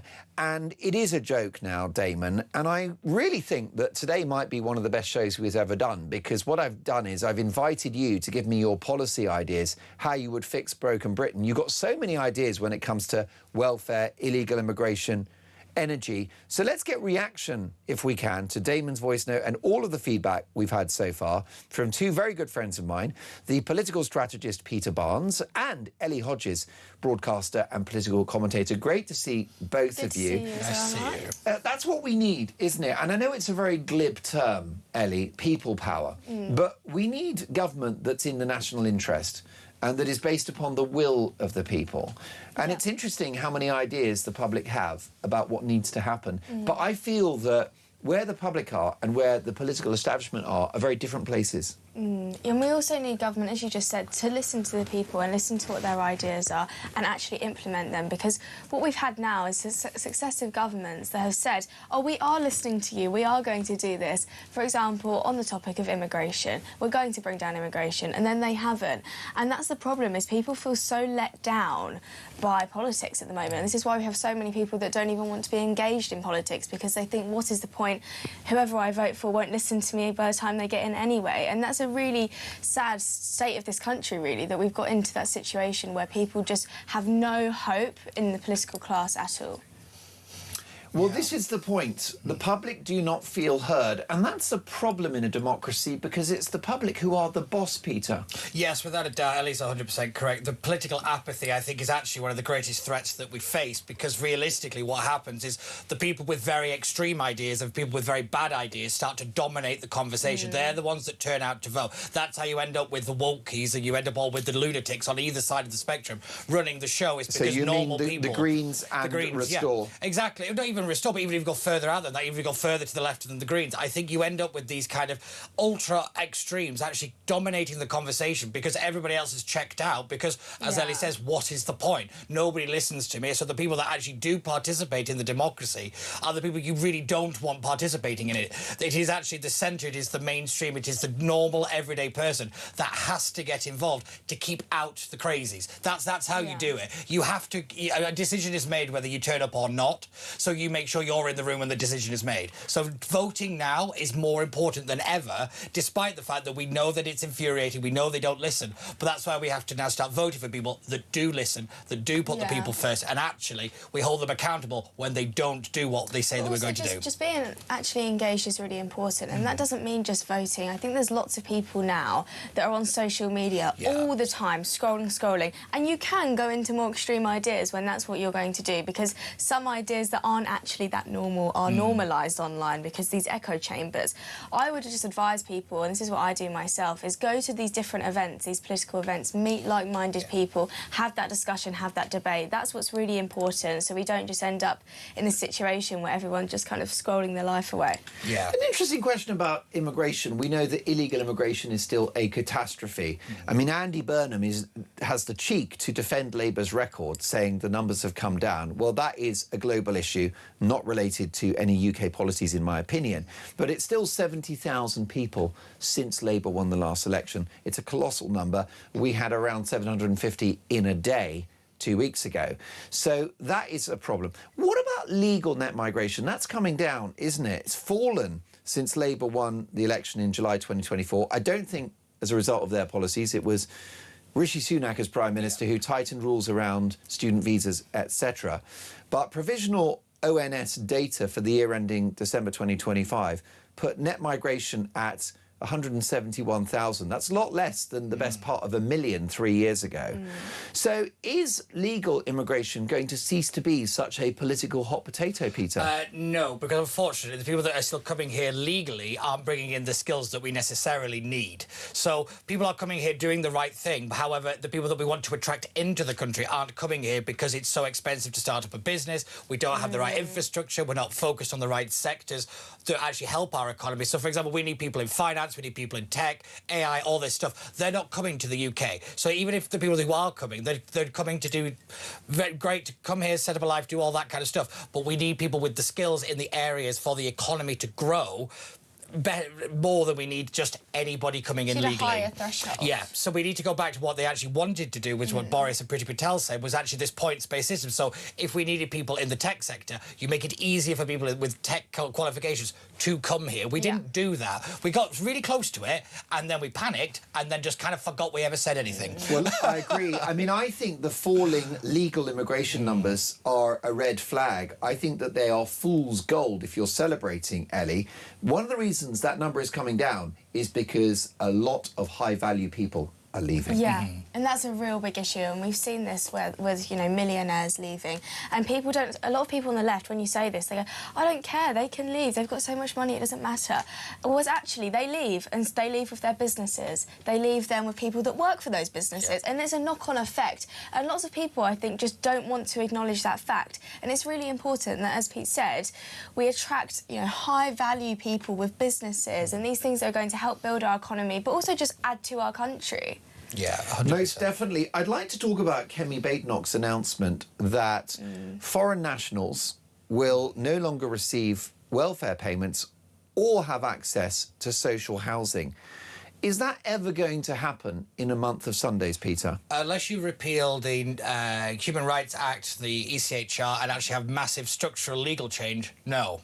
Because all it'll ever happen, it'll go to judicial review, it'll be court case after court case after court case. So again, you can announce it. I say this a bit with all political parties. These things sound great as a headline. I need to know the detail as how you're going to actually achieve it, because we know that the blob of the establishment is going to fight back. It doesn't just let things happen to it. So therefore, the judiciary in particular are just going to say, no, we're just not going to allow it to happen. They'll find any way to knock any of this stuff back. That's why you need real root and branch change. And why when Kevin in his voice say get Labour out, that's a start. You then need to pull out the roots that Labour laid down in 97 to actually be able to change anything. That's what you really need to do. The whole system needs to be changed. 100%. We can tinker around the edges with nice headline policies, but until you're willing to pull out the roots that were laid down by Blair, nothing is ever changeable in this country. Ellie, I can see that it's certainly easier to deny incoming immigrants access to social housing going forward. But retrospectively, I think it's going to be a challenge. Just imagine the news footage of a 35-year-old Romanian nurse who works in the NHS Morally, it's being evicted from her council flat. Yeah, no, it is. It's very hard just like kind of thinking about that. And I don't actually want that to happen, I don't think, because I actually think that it's unfair. But wait a minute. I mean, I agree with you. You've got empathy and a heart. It's not their fault that they've been able to, claim this. No, but would you, I mean, are you righting a wrong? Because there are 1.3 million people who are waiting for social housing. And so effectively they've all been evicted. Oh, it's completely They're unfair. all on the streets. The system is unfair, but I don't agree with just, kicking them out immediately. There can be maybe a situation where you phase this out. Well, I thought of the phase out. I was going to suggest 5 years.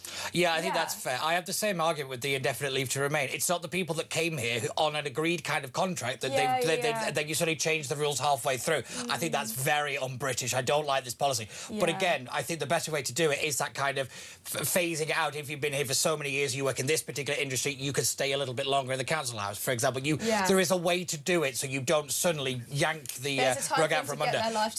Because Mark, you're perfectly right. There will be a folder in the drawer in the Guardian with all the different headlines ready to go about how mean everybody is. You're literally with the photograph ready to go, front cover. And this is how prepared the establishment actually are for this. It'll be like the ICE raids in the United States. 100%. If not 10 times worse, because it'll be not just the Guardian, it'll be the BBC, Sky, Channel 4, the Independent, it's just the un-British, as you said. And that's the thing. That's what they'll attack it on. Not that it's the economically incorrect thing to do. Yeah. It's, aren't you really mean? And that optics problem is worse than trying to argue Also, against bad politics or economics. In America, you kind of have all the Republicans, the majority of Republicans, are actually very much behind ICE. Yeah. I don't think if that style thing were to happen here, the British public would be behind it. I don't think most of the right would be Yeah, unified on no, it I either. agree. I think there would be a huge schism on the right as well. They might like the idea of the policy. It's the moral but issue when it actually plays out. Yeah, 100%. Most definitely. Meanwhile, talking about moral issues playing out, we've got the new Energy Secretary, Miata Fahnbulleh, Yeah. Ellie. She's on the left of the party. But it's just been revealed that she educates her children privately. This is a woman that wants to go all in with net zero. She happens to be married to a successful city trader and hedge fund founder, and she was a champion of the hike in taxes on private schools, the introduction of VAT on private education. You couldn't make it up, could The you? hypocrisy is just unbelievable. And my point is, I actually don't care if she sends her kids to private school. I don't care if she has a really rich husband, whatever it is. Maybe you encourage Get it on because with you're it. aspirational. But yeah, get on with it. Well, I don't really care. But the problem is when they always want to kind of put down people that do go to private school. And as you said, she supported the VAT on private schools. And her husband, who's a multi-millionaire, can afford it. Yeah, exactly. And I do find a lot of the time it is the kind of the left-wing, really rich, woke people who are the ones that support these policies. And then you speak to them and they actually do all of the things that they say they hate. Yeah. Most definitely. They're the ones that love open borders and the legal and safe routes because they're in Islington, they're in Hampstead, they're in Highgate, they're in Chiswick. I feel very attacked right now. I'm there too, and I'm living among the enemy. Yes, yeah, it's why I have a copy of The Guardian for like undercover protection. But I do think it's quite funny that I go back to the George Orwell quote from Animal Farm. Some people are more equal than others. And in other words, it is that idea that as long as we're saying the right thing, we're doing the right thing for everybody else, we can kind of do what we want because we're helping these little people. Without us, how on earth will the working classes ever survive? The arrogance and the bigotry of low expectation that rips through the centre of that bit of the Labour Party is astronomical. And the sooner that we root that out of the country, the better, because that sense of just, the prime example is the lady in Question Time just after Brexit. Who's going to serve him my pret? Those people, if I could deport people and fix Britain, that lot go. So, look, folks, I want to take your calls after this in the company of two of my favourite humans, Ellie Hodges and Peter Thingamabob. The legend that is Peter Barnes. And what we're going to do, we're going to put you on air and we're going to get reaction from Ellie and Peter about your ideas to fix Britain. So 0344 499 1000. I've got a full switchboard. I cannot wait to get to Tony, Lawrence, Mark, Ed, Elliot, Mary, John and many others. So, folks, what do you think? How would you fix broken Britain? Let's go into the break with Tony on a voice note regarding Andy Burnham's tour of Britain. Morning, Mr. D. Great show. Tony from Enfield. So Andy Burnham is going to travel the length and the breadth of the country, is he? Asking people what they want to try and fix the country. Well, you can bet your bottom dollar that Andy Burnham will probably stick to Labour constituencies and be asking them what they want, because that's all he really wants to hear, isn't it, is what Labour want. So, yeah, I don't hold out much hope for Andy Burnham delivering for what the people want, especially in areas like reform and the Conservatives. Great show, mate.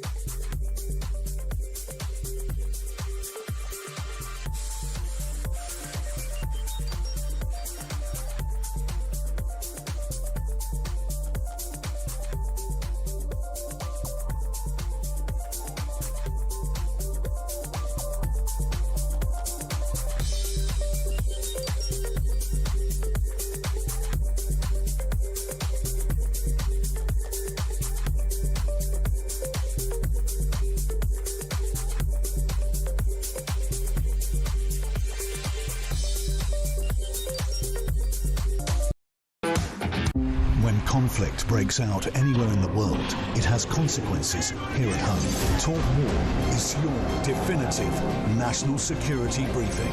From the conflict in Ukraine to the tensions in Gaza and the latest escalation with Iran, this is where you'll find comprehensive comment and expert analysis with multiple updates throughout the day. The Talk War podcast from Talk, available on the Talk app or wherever you get your podcasts.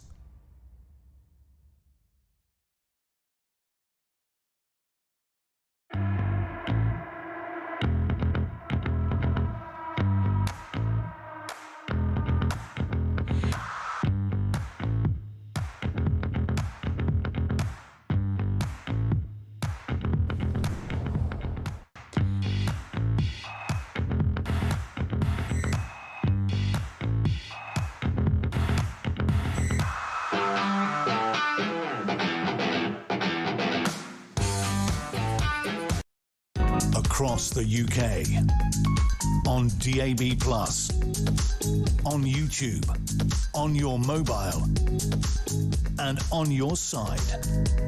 This is Talk. You're listening to Talk Breakfast. Lovely to have your company, 8:23.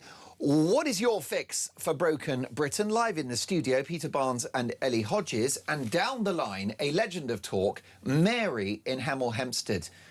Good morning, Mary. I wouldn't say that. What I wanted to say was this. It's a sort of roundabout thing. 99% of these people coming over, both illegally and illegally, are Muslims. They are coming from Muslim countries. 99.9% of the people in the human rights industry are Muslim lawyers. Now, there's obviously an agenda here. Now, if Burnham they're pandering to, as well, we know, the Muslim voters because they're frightened. But come the next election, they won't need the Labour Party because they will have their own constituents and they will probably form a Muslim party, which I don't blame them for doing. So everything will change, I'm afraid, no matter what is done before. And all these talk about the people they deported and sent abroad, I don't believe a word of it. Mary, you sound a little bit like you've just given up on Britain. Is that how you feel? I have to a certain amount because every day just seems to be one thing after another. And now that I've just heard you saying about this energy secretary, the private sector, her child's gone to school, it's like Diane Abbott. She was the one who was criticising children going to private schools and sent her own child to a private school. Mary, these people are wicked hypocrites. And I use the word wicked because that egregious tax rate on education has seen the closure of 100 schools, many of which have a long, long history, many of which specialise in particular areas of expertise, such as choral singing, the classical arts, science, special needs teaching. That's the big one. All of it's gone out the window. And when a great institution that's 100 years old is gone, it ain't coming back. So I'm as angry as you are, and I feel as defeated as you are, Mary. But there are policies that can fix the country. But let me ask you, Ellie, your reaction to what Mary had to say there. It's actually really sad hearing people that have kind of completely lost hope in this country. And I know it's really hard, but I always urge people to just try and be optimistic because this country has gone through so much. And each time people have when you were a twinkle in your father's eye. Yeah. In the 1970s, we were in a similar position to now. But people thought throughout all of these different times where things were going really bad that this country was done, and each time we rebuilt, because as long as we still have people in this country who care about this country, we will find a way back. Yeah, for me it's always KBO, keep on. You know, we've got to. It's the only way that we're actually going to fix anything, I'm afraid, and actually, you know, find people that do want to fix it. But more importantly, the country itself has to want to change. I think this is the thing. We can have all the policy changes we like, but until the country realises that we can't keep demanding and demanding and demanding, can't keep printing money, we can't keep doing all of this stuff that we've been doing, you know, this kind of gives politicians the free rein to do all this crazy stuff because, you know, we don't really turn up to elections to vote them out. No, Mary, you're always very wise and you're very knowledgeable, and I appreciate your input on the show. Stay positive, Mary. Make yourself a nice big cup of tea and we will speak very soon. Lovely to have you on the show. Big Richard is in Kent, which is the Garden of England. Good morning, Rich. Hello there. I like Kent a lot. I think it's an underrated county. What say you? So do I. It's very good.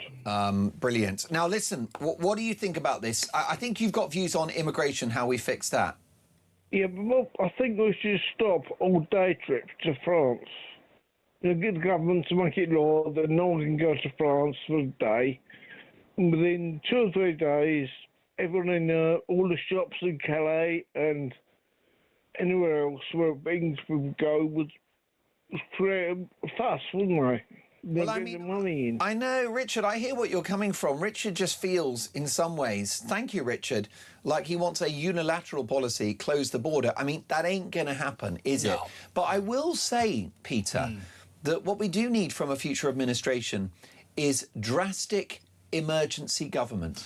Oh, yes. We needed emergency government in about 1995. But yeah, that's that long ago. This is the reality of the situation. There needs to be a sense of urgency. Oh, without and there is a doubt. no And a political urgency will. There also needs to be a will. Right, and big Andy Burnham, he made that video last week at Dover, like he'd never been there before. He was completely aliens, stood there on the white cliffs, going, "Oh, I've never been this far south before." Nobody at all can do a northern accent. It's not great, is it? I didn't realise his father was Jamaican. And he said, "I've come down here on a Sunday." Oh, thank you. It's so good of you to give up your trip to the Toby Carvery, which is, I believe, old news now. Right, but he goes down there. No sense of urgency. What are the two things he does? And Richard, that was a great call. I'm going to come to Elliot in a second. He's very proud these come down on Sunday. There was no urgency. The two things he did were recommend legal and safe routes. Now, that is political shorthand for more illegal immigration. Yes. The end. It just makes illegal legal. Yes, it does, Exactly right. Yeah. It's a bit like fixing waiting lists in the NHS by just deleting names. Yes, 100%. I've done it, fixed it for you. So, legal and safer routes, snake oil language. And the other issue is that he defended Labour's record. That's a mistake. He's the new Prime Minister. He should come in and say that it's a disaster, it's an emergency, and I'm furious. Instead, he's like, we're doing quite well. Yes, 100%. What he also should do is cancel his holiday, come back, recall Parliament and get back to work. That's literally, if he wanted the massive PR win that he's desperate for, recall Parliament. He has the power to do it. You've got a national emergency. You can blame the sweater incident, or you can use literally any of the institutions that are collapsing around us on a second-by-second basis. He can't. Exactly. But again, the Tories to get the PR bit, which he wants. The bigger PR win is bringing everybody back to Parliament, if you think about it. That's the bigger win. I don't understand why he doesn't want to do it. I think he's got two wins in his locker. I love your idea of emergency recall of Parliament, and then the other thing is a snap election. Oh, that's definitely coming. For me, wait for conference. That's, this is what Earl's doing. He's building a personal brand so that when, everything does kind of fall down around him, what he'll actually be able to do is have a nice personal brand, launch it into a general election in November. But wait a minute, Ellie Hodges. The Prime Minister has said it won't happen. And what he says is always Usually true. that means it will happen. Yeah, exactly. He's a really good, honest man that dresses like Zelensky. Well, I mean, he's still doing this whole vibes-based politics thing, and that only lasts for so long, and I think people are already getting fed up with it. I mean, he did this video with John Healey of them rating different bar snacks, and it's just like, how is this helpful to anyone? I get that social media is a big thing, and you need to be using it, in politics now, but he's gone, like, so far down this rabbit hole to the point where his whole brand is just the black T-shirt, Northern accent, and number 10 North. And TikTok, you're so right. But if you think about it, he still has that personal brand rating, which means he's still the popular guy in the room. And if you start having a go at the popular guy in the room, you just look a bit bitter. What do you think? You're not convincing people that he's wrong. This is a bombshell, and I will tell you that old Peter Barnes is something of a soothsayer. Okay, and so if I were you, I would hot-foot it down to your local William Hill or Paddy Power. Other betting outlets are available. Please bet responsibly. Peter's I love how you look to them specifically to say that. I always think that. Same with the drink companies, isn't it? Please buy our beer, but don't have too much. Yeah. Ellie, what do you think about a snap election? Could it happen in November? I'm not sure, to be honest. I think it depends, you know, how Andy Burnham's premiership goes until then, because if he manages to actually introduce some really, you know, good policies and his popularity rating is quite high, maybe he will, because this will be Labour's only chance, because it's only going to go downhill. And we did see some polls come out when Andy Burnham became Prime Minister saying if he called a general election, he could win. Yes, without a doubt. And this, I think you're right, that if he's able to get, what, 1 or 2 big policy wins on issues like immigration, particularly cost of living, which is going to be the bigger issue at the next general election, the right has a massive problem. We're just not ready. We're not ready in any way, shape or form. You still got reform dogged by the 5 million quid story and Nigel's backfired bin-faced by-election. Yeah, there's loads. There's literally a litany of issues that the right just can't even be in the same room. I think that in 2 or 3 years' time, I think they could well be ready, but I think they would be caught short at this stage. I'd still take that over a Rainbow Alliance. It'll be a lot closer, but that's the reality, is that even if Burnham doesn't win an outright majority, the chances of a Rainbow Alliance are significantly greater than a right-wing coalition. Just briefly, before I get to Elliot. Ellie. Not to ruin everyone's Sunday. Are we guilty of hypocrisy and double standards, right? There's no point accusing others and not accusing ourselves. So we've talked about Andy on TikTok. What about Nigel Paul Farage, who loves a bit of TikTok too? I think it's kind of a different style of TikToks, though. Like, as someone who's on TikTok quite a lot, the kind of stuff that Nigel Farage posts on TikTok is actually just like videos of him campaigning, that kind of stuff. And also substance on policy. Yeah, not him sat there with Richard Tice at the bar rating bar snacks. Like, that's quite different to what he's doing. It's different demographic marketing, if you think about it. Is that Andy Burnham is using TikTok to go after a younger vote, and Farage is kind of using it to show that he's not a bad person. I mean, it is working slightly for Andy Burnham, though. I mean, when you look at Number 10 North, it's basically just 4 of these influencers that are posting TikToks for Andy Burnham. And I've spoke to some of these young people that have really got behind Andy Burnham. They have, like, Andy Burnham fan pages on TikTok and stuff. And they really like it because they find... I think because Keir Starmer had no personality and was so boring, anything that followed him was always going to seem amazing. Such a good point, yeah, without a doubt. Elliot is in Hertfordshire. Elliot, lovely to have you back on the show. You're live with Peter Barnes and Ellie Hodges. Thank you. I've got a number of things to say which are so important, so please bear me out. Look, there are a whole raft of things wrong with this country. The real problem, Mark, is no one is prepared to talk about them. And I mean that seriously. Let me just give you one example. We've been going on about this terrible thing that's happened to this policeman, and they want to let these people out. Totally repugnant. No one has asked why the hell was the judge, whoever he was, this ridiculous judiciary have, why were they given such a light sentence to begin with?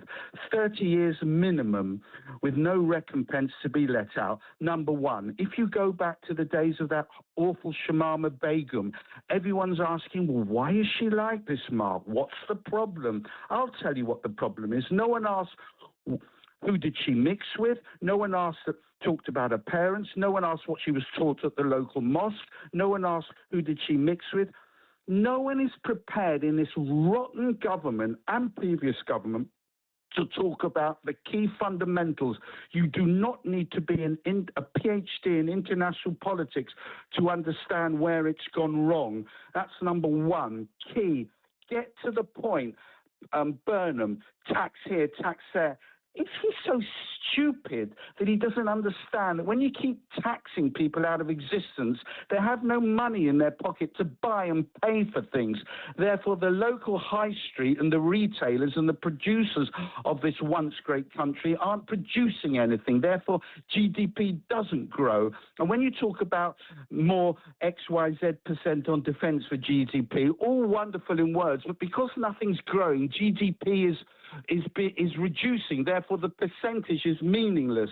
That's the first thing that no one talks about. The second thing, if I may, very quickly, if you look at our institutions, the universities, the schools, the judiciary itself, Westminster, the police, the civil service, I could go on, the local authorities. Nothing works. Nothing works because nobody cares. Nobody cares because if they do something wrong or they don't pay attention to detail, there is nothing that they are told you did it wrong, therefore you're sacked or this is the issue or that's the issue. The institutions, the whole fabric of the nation is completely broken from the civil service, the police. What are our children being taught in schools? It's ridiculous that someone can come into a school and say, well, you know, today, Mark, I feel like a dog, but tomorrow I'm a woman, and the next day I'm a fly. Well, if they're a fly, swat them away. And I'm serious. These are simple, straightforward things. And if you take immigration, I'm in charge. Today, that's it. Midnight, you don't come. I don't care. Call me racist. You don't come. And if you do come, whether you're legal or illegal, there is no appeals process anymore. It's for Prime Minister. Elliot, I wish we had longer. On fire this morning. That was gold. I'll get reaction from my guests next.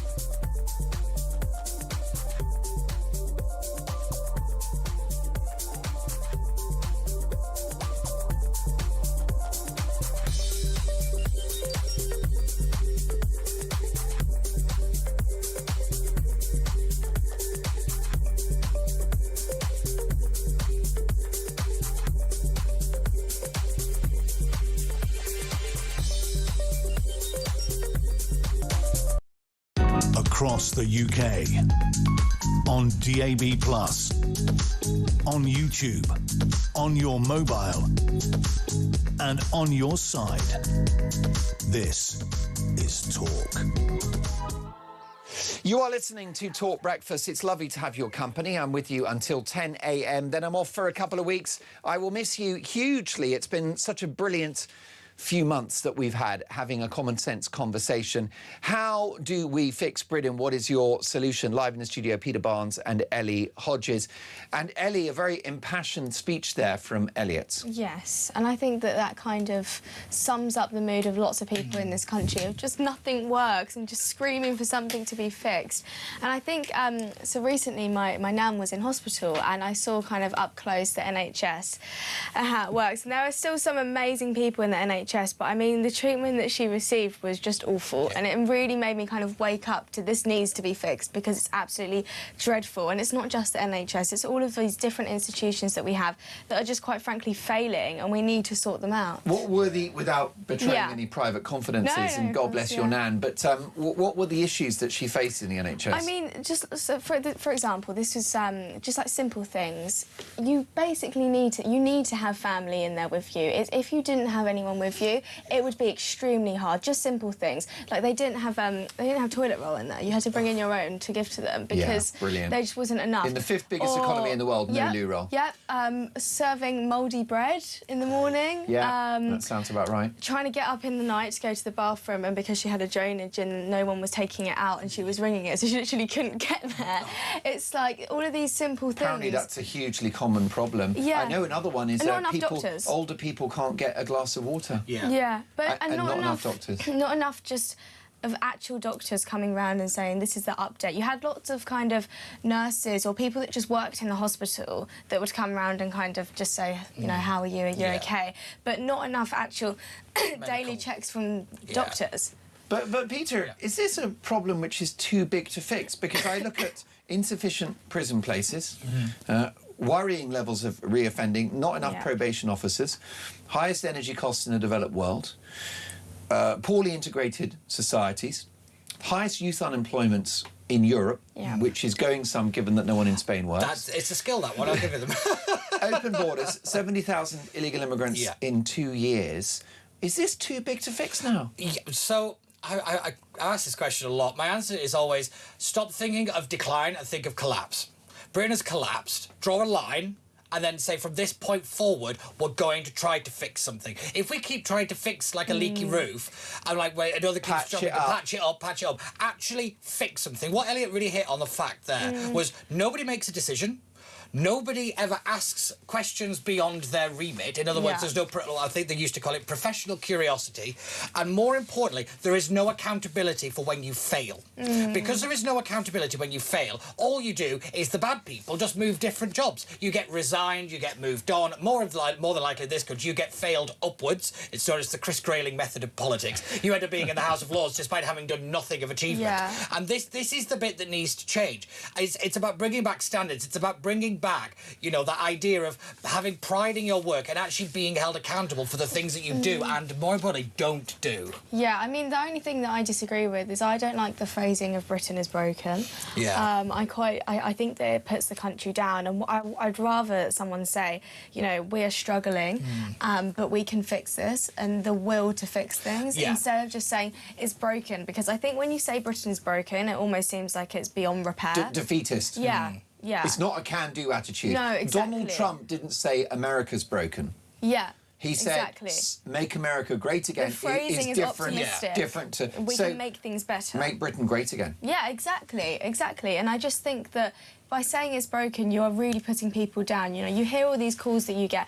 These people are just fed up with the state of this country because all they hear is about how bad it is all the time.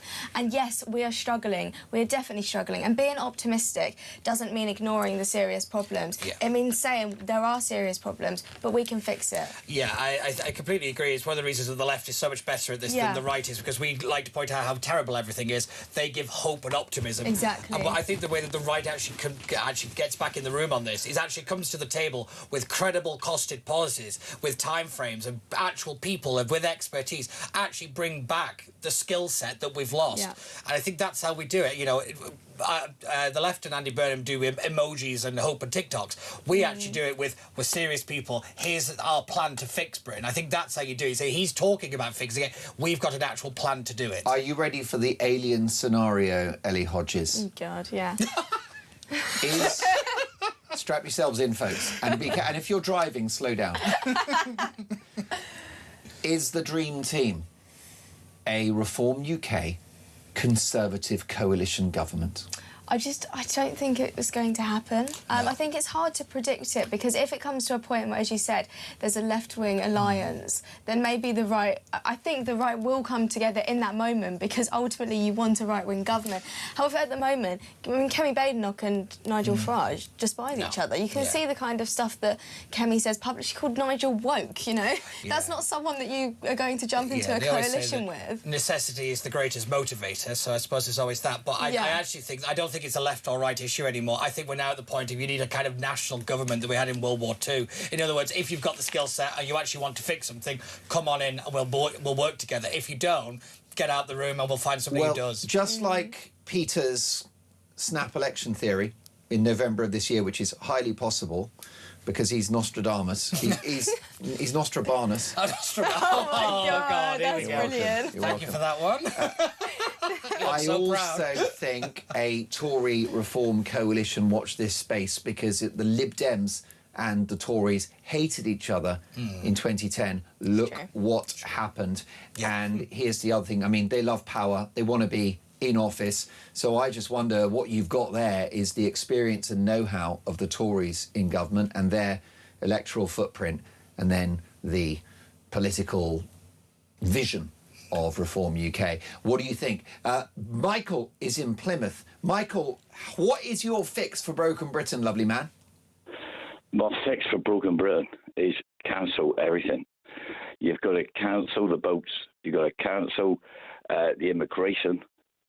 Basically, you've got to cancel the woke culture that's going on throughout everything, through teaching, through government bodies, from all your quangos, everything. I mean, you should really, because we voted Brexit, what is VAT, value-added tax? That was brought in as a tax for the European government to tax us. Why should we have VAT now? This is another thing. There's an awful lot that we could do in this country to get us back to Great Britain, not Broken Britain, but Great Britain. And that it's such a sad thing to see. Plymouth, in the last 18 months, Mark, unfortunately, is changed. And it's It used to be, we got friends in Warrington and in London, and we used to go up there and we used to see the diverse cultures agreed, and they brought everything to this country, like your curry houses and everything. But now Plymouth is a changed place. We used to come back, and it was, and I'm not a racist person, it used to be spot the dark culture of that side. But to be quite honest, now there's so many different ethnic minorities. Is this Britain anymore? Michael, I'm so grateful for your call. I believe it's your first time. Promise me you'll call again. I'd give you an hour if I had time, but I've got Grant Harold, the Royal Butler, waiting in the wings to talk about Andrew Mountbatten Windsor, due to receive a royal ceremonial funeral when he passes. But, Ellie, I think Mike's hit on something. First of all, he wants cuts. So cut welfare, cut VAT, probably other taxes, cut the size of government. I agree with all of that. But he's pointed out something, which is we used to have great immigration and now we don't. Yeah. The immigration is not one thing. I mean, when you talk about the issues of immigration, a lot of people do then think, especially people on the left, that you just don't want any immigration, and that is not what I'm saying at all. Immigration has brought some great things to this country, and there are genuine... Because we used to do it right. Yeah, and what happens is when you have a small amount of people come into a country, they automatically do integrate, and they do adapt to your culture and your value, and immigration can be great when that happens, and there is actual integration. The problem now is that you have communities that haven't integrated at all, and they kind of live in their own bubble. Well, you look at Whitechapel, for example, and that's not good for anyone. That doesn't, you know, have any advantage to this country or the people in it. I mean, Peter, there is more than one way to skin a cat. There is an example of great immigration. There is an example of unsuccessful immigration. And I feel we've switched from the sort of 80s, 90s immigration to some hellish new landscape that doesn't work. Yeah, because we used to have one thing. It was control. We used to control the levels of people coming here, and also we controlled the numbers and the kind of speed to which they came. That's the big thing. We said to take back control, and I don't think we ever did, because the big thing that people have noticed is that the change has happened, as he said in that call, in 18 months. It's happened in a matter of years. Yeah. And the radical change feels so fast, and more importantly, feels so forced upon you. There is no integration policy in the United Kingdom. You cannot have multiculturalism and integration. It doesn't work like that. You pick one. My thanks to Mike in Plymouth. My thanks to Ellie Hodges and to the brilliant Peter Barnes. Two very good friends of mine talked a lot of sense this morning. A great debate. We'll get back to it at 9 o'clock with Dolan's Dispatch. Andrew Mountbatten Windsor due to receive a royal ceremonial funeral when he passes, and rumours he'll be invited to Balmoral this summer. What's going on? I'll be asking the King's former butler next.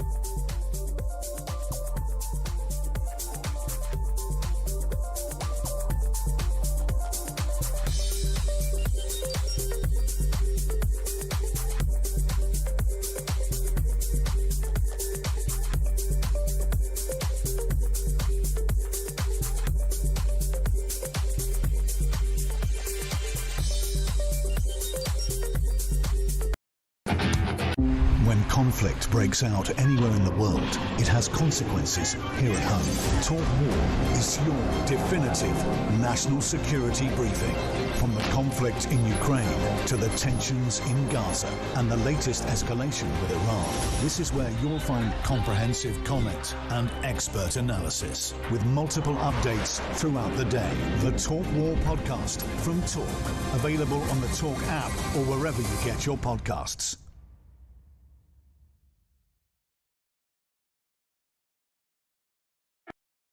Across the UK, on DAB+, on YouTube, on your mobile, and on your side. This is Talk. You are listening to Talk Breakfast, and let me tell you that the magic of this show is it's live and immediate. I've been in broadcasting for 3 decades, and let me tell you that so much of it is fake, it's all scripted, there's producers everywhere, and the magic of Talk is that we get back on air. I'm having a discussion with James Liney, my executive producer. I'm putting the earpiece in, and that is the special sauce of Talk, you see, and that's why you need to watch the show on YouTube, because you'll see all of the action, because we are keeping it real. James Liney and I were good friends. I used to work at a rival media network before this with him, which is called Babe Station. Let's talk about Andrew Mountbatten Windsor, due to receive a royal ceremonial funeral when he passes, plus rumours that he may be invited to Balmoral this summer. Let's get reaction from a very good friend of mine, the former royal butler, Grant Harold. Hello, Grant. Good morning. Good morning, Mark. How are you? Really well. Lovely to see you. And, of course, you're pulling up trees on YouTube with Royals Uncensored, which is one of my absolute favourite royal shows now. And it's working because you're debating the big royal stories of the day. No doubt Andrew Mountbatten Windsor will come up this coming week. What's the story here? Absolutely. And can I say you're an amazing guest when we get you on as well, Mark? Oh, thank you. Well, it's been really interesting because, as you said, there's these reports about this, his funeral. Just to clarify, because I was doing a little bit of research into this, even from my own knowledge. So obviously you've got state funerals, which are normally reserved for the monarch, like we had for the late Queen Elizabeth II. And then you've got ceremonial funerals, which is, believe it or not, what the Queen Mother had, the late Diana, Princess of Wales had, and Princess Margaret had, and the Duke of Edinburgh. And the main difference is state funerals are funded by the state. Ceremonial funerals are funded mostly by the royal household, but of course with priesting and things, there's obviously going to be money coming out of our pockets as well. And normally as a working member of the royal family, they're entitled to a ceremonial funeral. But of course this is a big debate, because should Andrew be given a ceremonial funeral when he's no longer a working member of the royal family? And I have a feeling the public opinion won't really be happy about them spending any money on priesting and things for a funeral. So I think the best thing would be for them to have a very private, behind closed doors funeral. I think you're absolutely right. That's a great and discreet solution, Grant. Do you think that most of the damage has been done now by Andrew Mountbatten Windsor and his poor decisions? I don't know, Matt, because you and me have discussed this so many times, and you kind of think we've got to the end of that road, and then something else comes out. There's further information, or there's more investigation. I mean, the police obviously are. I'm imagining there's still kind of things going on kind of behind the scenes. But I mean, as far as the kind of damage, I mean, his reputation is completely damaged. And I mean, there's still things in my mind. I mean, he's still a councillor of state, which means if God forbid the king was unable to fulfil his duties, he could, like Prince Harry, they could be asked to step in. Highly unlikely. I mean, really unlikely. And it's an act of Parliament to change that. And I'm amazed that they haven't actually, with everything else that's taking place, I'm amazed they haven't actually done that little, tick that last box. But again, it's not that it's insignificant, but it's hopefully it's highly unlikely that would ever happen. Well, indeed, that's got to be the hope, hasn't it? Meanwhile, a lot of drama in California, USA, and a vicious war of words between the Duchess of Sussex, Meghan Markle, and American cultural icon Martha Stewart. This is an amazing story, isn't it? And as so often with the Sussexes, it's gone public, a public spat. We saw this with the Kardashians over those photographs for the invitation, Kris Jenner's 70th birthday. That ended in recrimination. We saw the public row with Dr. Sophie Chandauka over Sentebale. And here we go again now with the remarkable Martha Stewart, who's a homemaker, a TV icon, I guess the equivalent of Delia Smith in America, worth half $500 million. She's a big figure, isn't she? And she said she was at a dinner party with Meghan Markle and overheard Meghan boasting about her visit with King Charles. Now, the Sussexes, through their sources, the insider has said ... but this isn't true. And actually, there's a very unfortunate bit of language there, Grant, because a source close to the Sussexes has said that Martha Stewart must be confused. Now, I think that's quite a rude phraseology, given the fact that Martha Stewart is 85 years of age. No, I don't think there'd be any confusion. I think that there's two parts to this, Matt. The first thing I'm thinking is the royal household will be watching this closely, because you can imagine after that meeting, part of what would have been discussed is that isn't discussed with anyone, or that they don't give any details. The other part, Mark, and I was thinking about this, and you know I'm totally on your side with this. The only thing I was thinking with the dinner party, I could imagine that maybe the host might have said, how was your trip to the UK? Was it nice seeing, your father-in-law? And I think it'd be quite apt for them to say how lovely it was, and hopefully said it was nice to see them. And I'm wondering if and I'm hoping, and I could be completely wrong, I'm hoping if that's the conversation when it took place and Martha maybe overhead, I'm guessing overhead that. The only thing that's a little bit sad, and this is from a butler's point of view, guests at dinner parties don't normally go around discussing the dinner parties after. And I was kind of thinking to myself, if I was the host of that dinner party, I might be a little bit unhappy that one of my guests has gone and publicly spoken about it. I understand that Martha may have heard what was said, and maybe she felt really strongly about it, which is why she said. But it's with dinner parties, you kind of hope, irrelevant of who it is, you hope that those conversations remain private. That's the sad part about it. You are so right, actually, about that it's really indiscreet of Martha Stewart to go blabbing to People magazine about what the Duchess may or may not have said. And therefore, you put your finger on it, and therefore, what we can interpret from that is that Martha Stewart does not like Meghan Markle. No, I don't think she does. And look, if it had been a public event or something, she's well within her rights if she wants to repeat, what she's heard, of course, because it's public interest.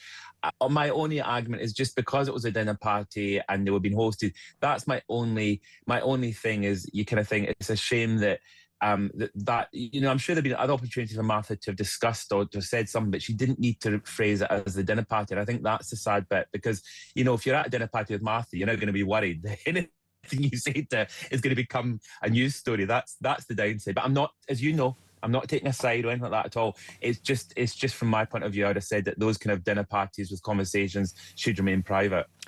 And before I let you go, I wish we had longer. My bad for the timings today. It's the worst thing ever to rush a session with Grant Harold in any context. But Grant, before you go and crack on with your Sunday, what is your view of rumours that the Duke and Duchess of Sussex may be invited to Balmoral this summer? Is that fake news? Well, do you know, and there's also rumours that Prince Andrew, yeah, still getting used to that. Easily done. Andrew may be invited. I think it is just rumours. The King's very aware of public opinion. He's not going to do anything that's going to upset the public in general. I wouldn't say it's impossible. I wouldn't say it's out there as an impossibility, because obviously they have got negotiations and discussions going on. And a majority of people I spoke to, even though they're not happy about the way Harry and Meghan have obviously treated the King, that they're not against the idea of them trying to fix things. So it's interesting. As far as Andrew Mountbatten-Windsor goes, I think it'd be a very bad move if he went tomorrow. Always a treat to see you. Keep up the great work with Royals Uncensored. The Royal Butler, Grant Harold.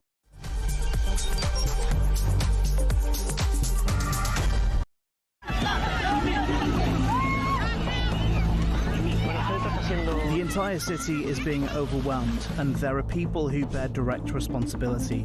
Those responsible are the national government, led by Pedro Sanchez and his ministers, as well as Mr. Marlaska, and of course, the European institutions, which have completely failed in what's supposed to be the European Union's external border.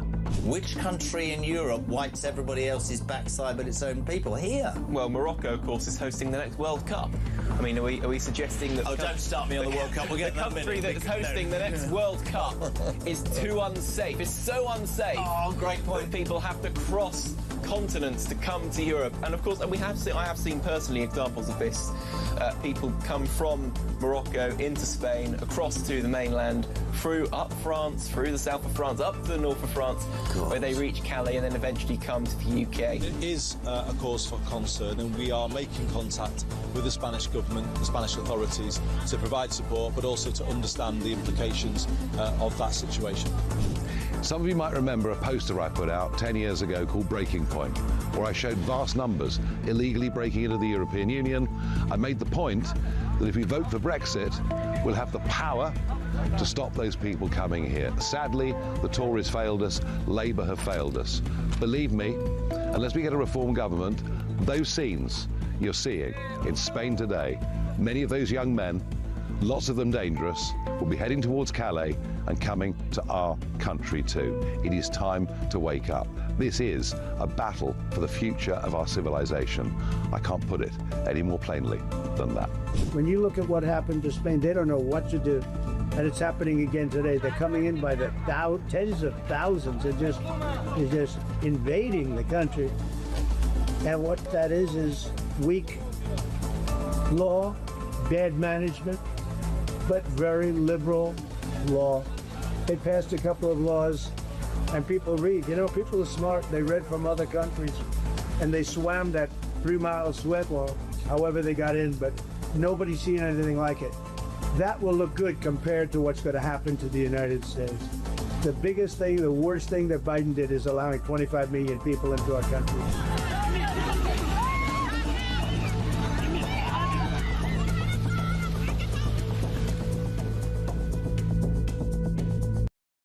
Across the UK, on DAB+, on YouTube, on your mobile, and on your side. This is Talk.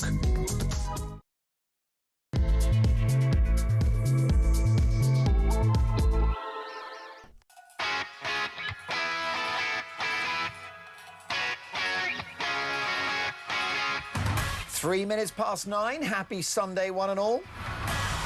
Mark Dolan, Talk Breakfast. Shall we do this? My last show for a little while. Lovely to have your company. The home of common sense will aim for an hour of common sense. The country faces myriad problems. So what is your fix for broken Britain? That is this morning's big question. 0344 499 1000. Text the word talk in your message to 87222. Leave us a voice note. And as the saying goes, let's talk. And we've got the brilliant Sun columnist David Wooding live in the studio in just a few minutes' time. But as always, at this time every Friday, Saturday and Sunday, let's have a Dolan's Dispatch. Now, an interesting thing happened on yesterday's show. I spoke to one of our brilliant audience members. We were discussing the possible eviction of non-British nationals from social housing, which is now official Conservative Party policy. Their argument is that if you're from overseas, you're very welcome to work here and be productive, but you won't get benefits and you don't get subsidised housing. So I discussed this with a caller to the show, and he turned the tables on me and said, what do you think about this? Because he was concerned about the evictions and whether it would be very bad optically and people get very upset and it would be a bit like the ICE raids in the United States, very controversial, very divisive, maybe even un-British.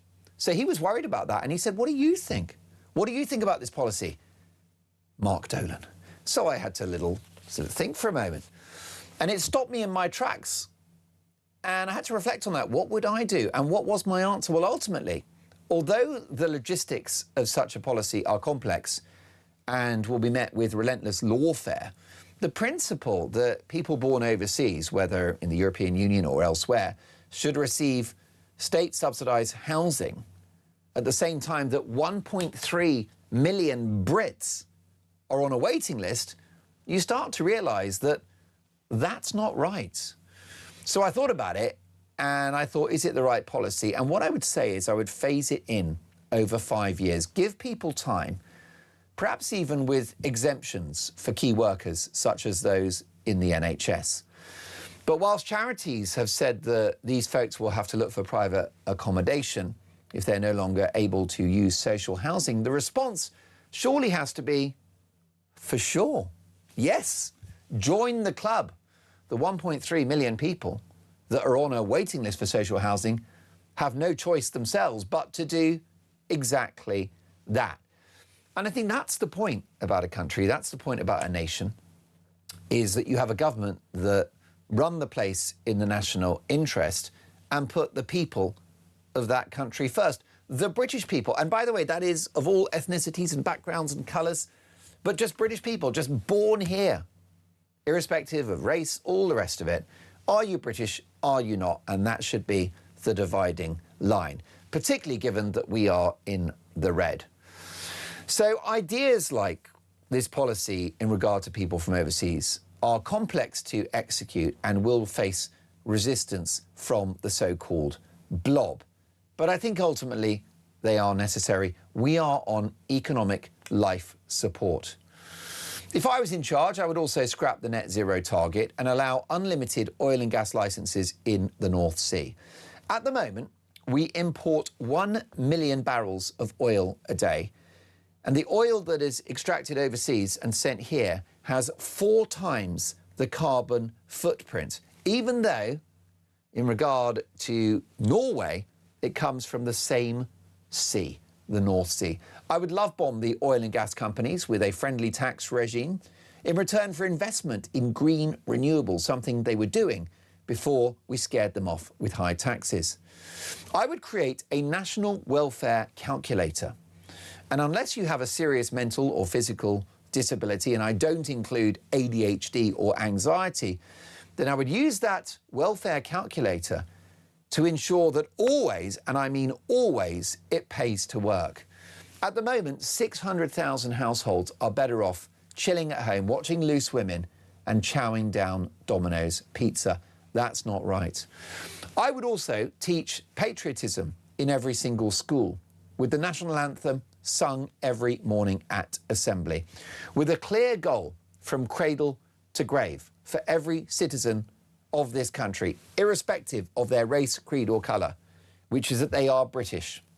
A successful, multi-ethnic, well-integrated society wrapped around British values, the English language, British tradition, British history, the rule of law, and the rest of it. I would introduce a policy of immigration plus, with in the region of 50,000 per year, based upon the high value that those people will bring to the country. And I'm not talking about low-skilled workers who, even though they come here with the best will in the world, will remain a net user of welfare for the rest of their lives. So there's a lot to do. You have defence. There's a lot of talk about the percentage of GDP. Forget about that. At the moment, the defence budget is £61 billion. I would seek to get that to £100 billion a year within a single parliament. And I would tear up every treaty, every international agreement. I would delete the entirety of our constitutional and legal framework. I would exit the ECHR, tear up the Human Rights Convention, the Human Rights Act, the Refugee Convention, you name it. I would deploy the Navy and stop illegal immigration. No ifs, no buts, no crossings by any means. The welfare calculator will see the state shrinking in size, and I'll reduce taxes on businesses so they can start hiring people again and invest in the country. Scrap the red tape, reverse the workers' rights nonsense because it was perfect as it was. At the moment now, it's harder for companies to employ people. And I would seek to have a policy of effective zero unemployment. There's no greater social ill than a man or a woman out of work. Of course, all of this will have to be costed, and with our broken economy, these sorts of policies will take years to implement. But it won't take too long before the virtuous circle of a low-tax, deregulated, high-growth economy will start paying dividends for everyone, at which point I would seek to reduce the national debt. Why should we make future generations pay for our own legacy? I would tackle the culture of policing, which has become absurd, as we saw with the death of Henry Novak, who bled out of his own body after police officers arrested him and handcuffed him as he lay dying. So I would go for colour-blind policing, where the bad guys are the target, irrespective of skin colour or background, and forget about policing the tweets.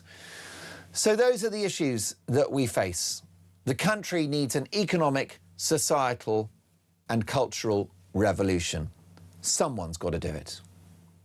9:11, you're listening to Talk Breakfast. Ed is in London. Good morning, Ed. Good morning, Mark. Common sense as always from you. Yeah, I'm ringing up because I'm really, really angry that, for decades, when this country actually had an economy, we were told we can't afford to, pay the pensions for us tax-paying peasants who paid in all their life, and so they're constantly moving the official retirement age northward.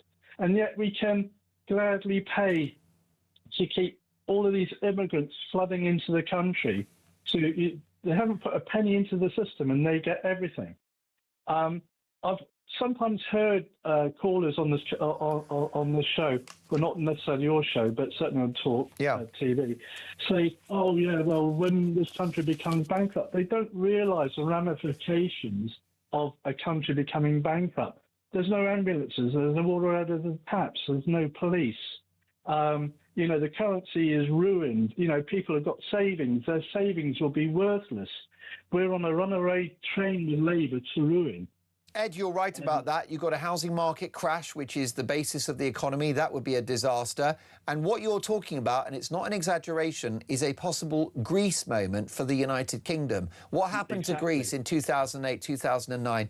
Administrators, liquidators, Ed, came in and ran the country with 20% cuts in every department. Yeah.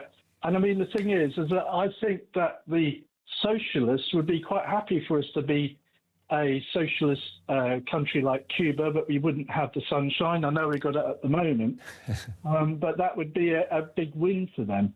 I agree. Well, I think they'd love to have an emergency budget, wouldn't they, under those circumstances? And then it would be the biggest cash grab in the history of the country. I mean, the next parliament could be this country's last stand. And I find it a bit pathetic that some people want to be so snippy about Nigel Farage, when literally reform is this country's only hope. And yet you go and people go, oh, he did Brexit, I don't understand their argument. There was like a democratic poll. We all wanted to leave. They need to get over that stage. Ed, what would you, our only hope. What would you say to critics of Farage who argue that Nigel Farage is a snake oil salesman, he's taken £5 million from a crypto billionaire, that he's actually not prepared for government, that it's back of the fad packet sort of policies? What would you say to that criticism? Well, I'd say to them that there's no other politician that gets the scrutiny of Nigel Farage. To be a little bit crude, I mean, if he did a poo, there'd probably be somebody examining it further down the line. It is atrocious that this government strips away 75% of his security. He gets hundreds of, death threats every year. The police don't care. I mean, I remember when he was holed up in the pub in, I think it was Glasgow. Yeah. And the police did virtually nothing. They had to lock the doors to save him from a mob. My goodness. I think that, the powers that be would be quite happy if what happened to poor Anne happened to Nigel Farage. Oh, I mean, the progressive left want us dead. That's quite clear. Ed, you spoke very well this morning, as you always do. Call me again soon. Enjoyed your thoughts. Dave is in Essex. Good morning, Big Dave. Good morning, Mark. Now, listen, how are you going to fix our beautiful country, David? Well, being as we are no longer a member of the EU, we can trade with anyone in the world.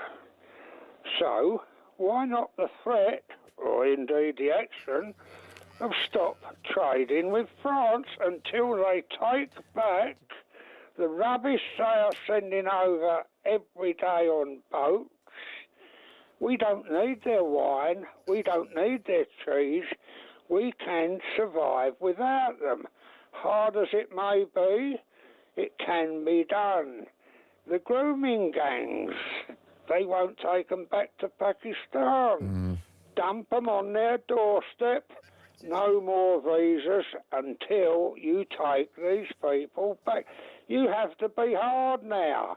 This is not a world of being soft. This is not a world of Andy Burnham, I'll make a decision on the what's-it-cop killers coming out, PC Harvey. You're going to make he's already made the decision. They won't be coming out, but he'll leave it weeks and weeks, so it makes him look like he's doing his job, and then all of a sudden they say, I've stopped it.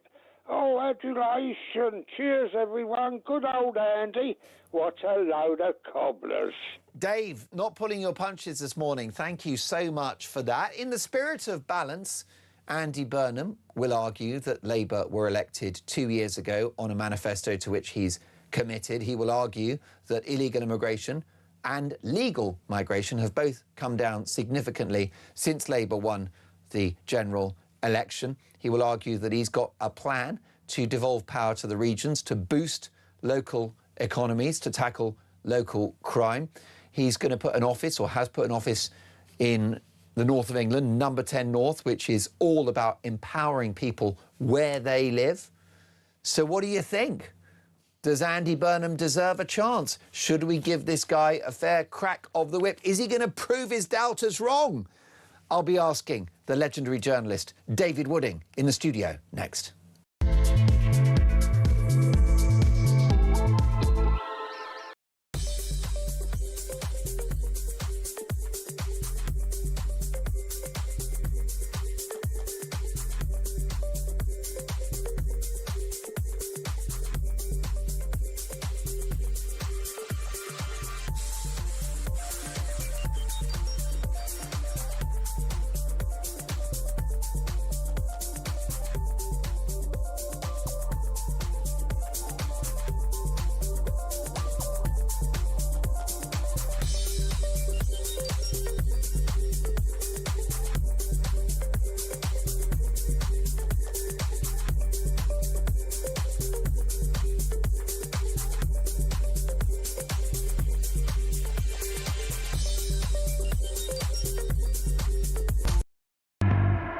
When conflict breaks out anywhere in the world, it has consequences here at home. Talk War is your definitive national security briefing.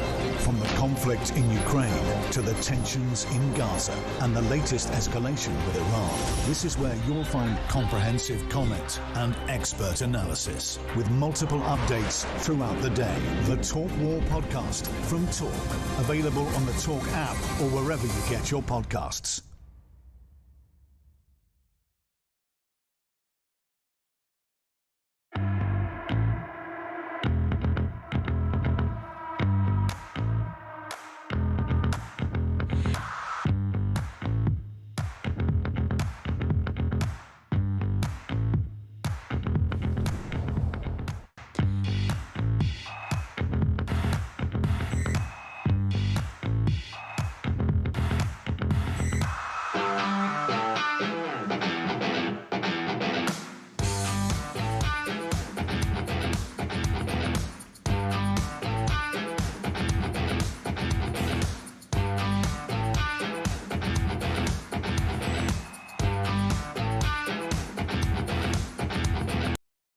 Across the UK, on DAB+, on YouTube, on your mobile, and on your side.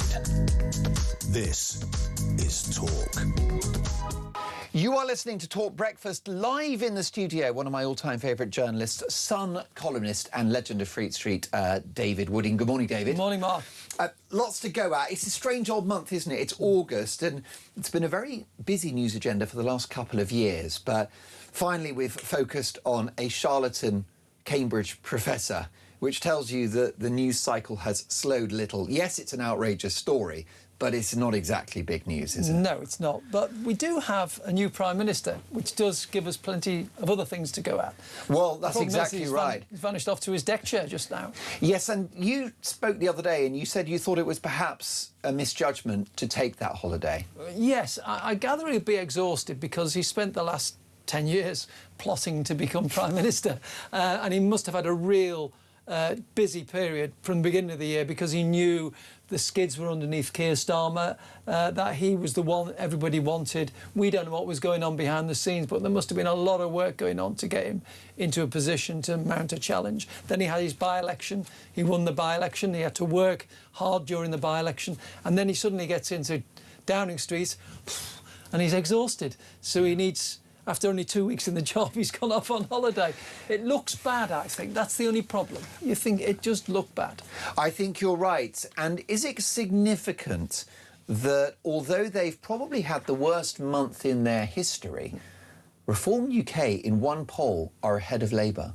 Yes, they've had a bad spell. Nigel Farage looks slightly diminished because he's had the weight of these funding allegations against him. And while some people may say we don't care about that and we trust him and think he's OK, it still is something he's had to expend a lot of energy into defending. And everywhere he goes, he's being asked about it. So that's caused him a bit of a problem. He's fighting this by-election, which is over on Thursday, which is taking up some of his time.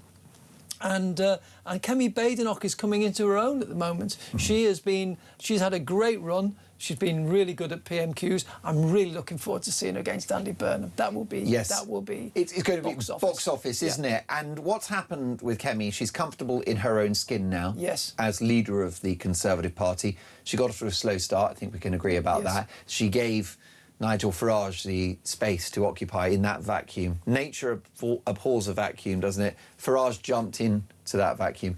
But she's confident, she's fearless, and she's making headlines.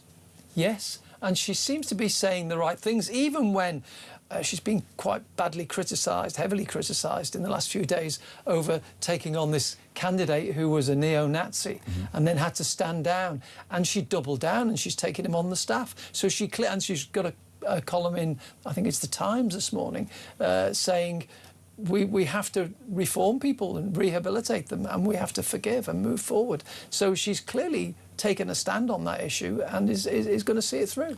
Most definitely. It's very interesting to see how that develops. Meanwhile, Mandarin, who runs Number 10 North, lives in a £2.2 million townhouse in trendy Islington, commutes by train to Manchester and stays in a luxury hotel with a 23rd floor bar and a pool. Nice work if you can get it. I don't know whether your editor at The Sun would give you those expenses to stay there. Well, maybe in the old days, but not these days. Golden era.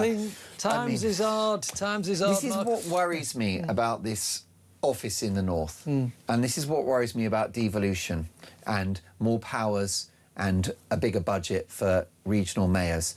First of all, the turnout for the Greater Manchester by-election, no, not by-election, the Greater Manchester mayoral election was 25%. Yes. And you're going to hand more powers to that mayor.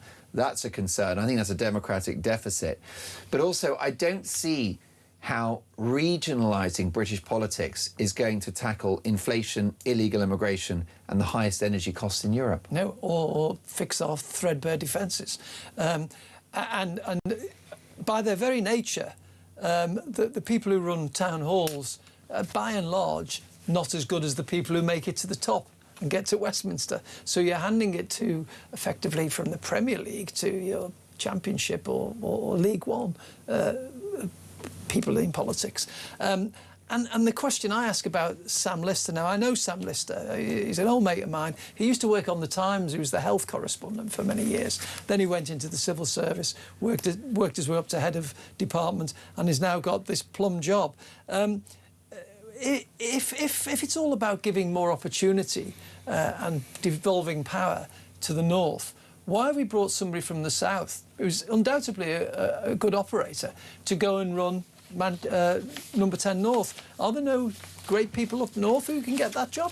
Most definitely, and we've seen it with the BBC's move to Salford, that what winds up happening is a lot of the talent and a lot of the producers just spend their lives sitting on a train. Yes. And it's a very costly exercise. And I just wonder whether this has come from Andy Burnham because it has the optics of a man with a plan. But actually the needs of the country go far beyond how much power exists locally. Yeah, his whole unique selling point as Mayor of Manchester and the way he was able to take on what he referred to as the Westminster bubble, which incidentally he was never out of before he became Mayor of Manchester. He left Cambridge University, came down and took a job in London, worked as a special advisor, became an MP in the cabinet, and they only left after he twice failed to become leader in Labour contests. So he's used that as an outsider, taking on the Westminster establishment. Now he is the Westminster establishment, so he has to project that same message by presenting a number 10 North and show I'm different from all the others. I care about the North. But Boris Johnson, he came up with levelling up, which was basically the same thing. But he didn't open an office at expense and sending people up and down on the train, That's exactly putting them in right. hotels. Who cares where they work? We have the internet. Levelling up was about deploying resources, deploying funds to neglected regions, particularly the North, the Midlands as well. This is different. A lot of this is, in my view, political theatre, to have that office up north and to be granting powers to mayors that not many people voted for. And you and I are old enough to remember the loony left in the 1980s. Absolutely. And actually what you had with local government in the 80s was a lack of accountability because of low voter turnout, corruption and incompetence, which is why Mrs Thatcher brought everything back to Whitehall. Yeah, it's a favourite issue of the left is to devolve. Tories want to centralise, the left always want to devolve. I often wonder, what is it that they don't like about power? I mean, they want to go back into the European Union and hand over all their powers there, and then they want to give everything away to all the local councils. What's the point of having a Prime Minister if you're going to give everything away? You're so right about that, and certainly the issue is about accountability and competence, and about how engaged people are with local issues, the extra bureaucracy. I just don't think Britain needs more politicians. No, absolutely. And it costs more money. The more mayors cost money. There was a referendum. John Prescott, when he was Deputy Prime Minister in the Blair years, wanted to have these regional mayors and assemblies. And they had referendums. And everybody said no. And I think only London accepted it. But now we've got them. They've brought them in by the back door. And it's another layer of expense and more people taking money off the state. And I just wonder what power he's going to give them as well. It's only the power they allow. Some conservative It's true. They're mayors, telling them what to spend the money on, aren't they? Some conservative mayors are saying, well, we're going to use this money they give us to cut the council tax, which would be very popular. You say, oh, no, you can't do that. You must spend it on things. Which then plays into my theory that it's political theatre. But we've obviously got to give Burnham the benefit of the doubt. Let's see whether he can be a successful Prime Minister. He has a bounce, and his popularity is quite high, and people quite like it. But I mean, we're only 2 or 3 weeks in, so there's plenty of time for things to get better or get worse. Nothing irritates my viewers and listeners, and I suspect your readers at the Sun newspaper, more than hypocrisy and double standards from those in public life. And you have Miata Fambulla, who I've known for many years. She's a very talented lady. She's the new Energy Secretary. She's pro-net zero. She's very firmly on the left of the party. Would you call her soft left? Well, we never say hard left, do we? It's funny, on the right it's always hard right, but on the left it's always soft left. And soft left means the right. Sorry, soft left means the hard left, doesn't it? It does, yeah. So she's in that territory. I've got no issue with her on a personal level. No. She used to be on the Drive Time show, but she's pro-net zero, she's on the left of the party, and it's emerged that she sends all of her children to private school. All 3 of them, yeah. Now, she has championed this government's VAT tax raid on private schools, which has led to 100 institutions closing down, some of which specialise in children with learning difficulties. Some of those institutions have areas of expertise like choral music or classical studies, gone forever. More kids that need a place in a state school now. So it's not a policy I agree with. She championed it, but she can afford it because her husband is a successful city trader and hedge fund founder. And I think this is a big problem. Because if you pronounce that you think private education is maybe a bad thing or it should be taxed, and you're on the left of the party, and then you send your kids private, I mean, that's total hypocrisy, isn't it? Yeah, absolutely. And the only one I remember, Labour people, and this is going back a long time to when I was a baby, was Richard Crossland, who against his wife's wishes, sent his children to state schools, even though he was wealthy, because he was pushing forward these policies, and it caused one hell of a row in his family. It was in his book. But most people, you could say, well, they're putting the education of their child above their own politics and doing what is right for their children. You could look upon it in a positive light, but most people will say, well, you're making it harder for us to do this, but it's all right for you. I mean, particularly if they've got a lot of money. You know, some people struggle to send their children to a private school because they put aside money they would have spent on holidays or other luxuries for themselves, tighten their belts to give their children the only thing other than love that they can give them, which is a good education. David, I hope you're not tired of this question, but I think we need to take it seriously. The prospect, the possibility of a snap general election this November. The reason why I say that is because Andy Burnham has ruled it out, so that already makes it possible. Secondly, because of course the circumstances can change, can't they? But I think there are a few reasons why this could happen. The right are divided at the moment, fighting like rats in a sack.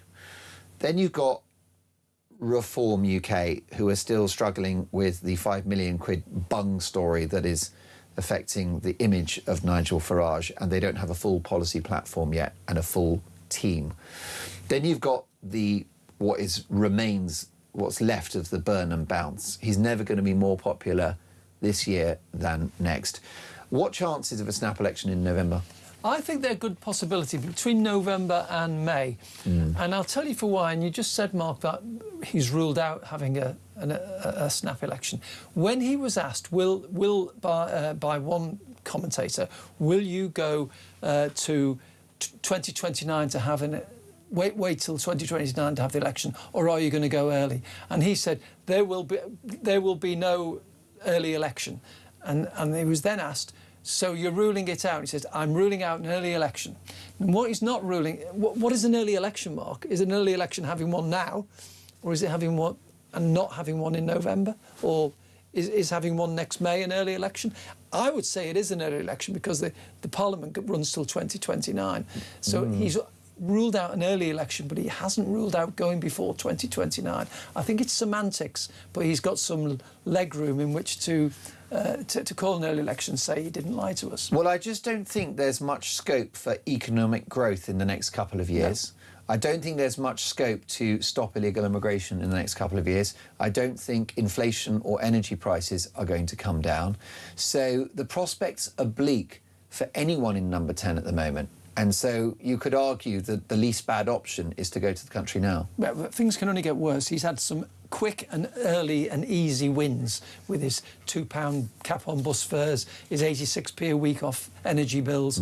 He's announced some things like, I'm going to look at social care. He's looking again at the release of the early release of prisoners. But really, there's not a lot he can do because we've got £3 trillion in debt. He's got to spend an extra £9 billion a year on defence to meet our NATO commitments. The welfare budget is £334 billion a year. It's out of control, but he won't be able to cut that because the left won't let him, the soft left. So where's he going to get the money from? He can't put up taxes. He's reined in by the manifesto pledge. His only way is to go to the country and get a new mandate. So really, things will only get worse. Things can only get worse, to quote the song. And he is at his peak popularity now. It would ebb away slowly, and also the people who've put him there, the Labour MPs, overwhelmingly, they will support him at the moment. But rebellions will start as time goes on. So well, I agree. I mean, is that what the holiday's about? Because he's a canny politician and he knows it's a bad idea to go on holiday after you've just become Prime Minister. Yes. He's not stupid. So could he come back in a few days' time or a couple of weeks' time and go, look, I did take that break. It didn't go unnoticed. And the reason why is because I decided to have a think. And I've realised that if I'm going to deliver the change the country needs, I cannot be hamstrung by someone else's mandate and someone else's manifesto. And I think the manifesto argument would have the greatest authority to it. Yeah, October would be the best time to go rather than November. But he'd have to announce that, before the Labour conference. And I think he wants his moment of glory at the Labour conference. So you might be right, November. Well, I'm putting you in charge this morning. What is your fix for broken Britain? 0344 499 1000. Your calls in the company of the brilliant Sun columnist David Wooding. Keep it talk.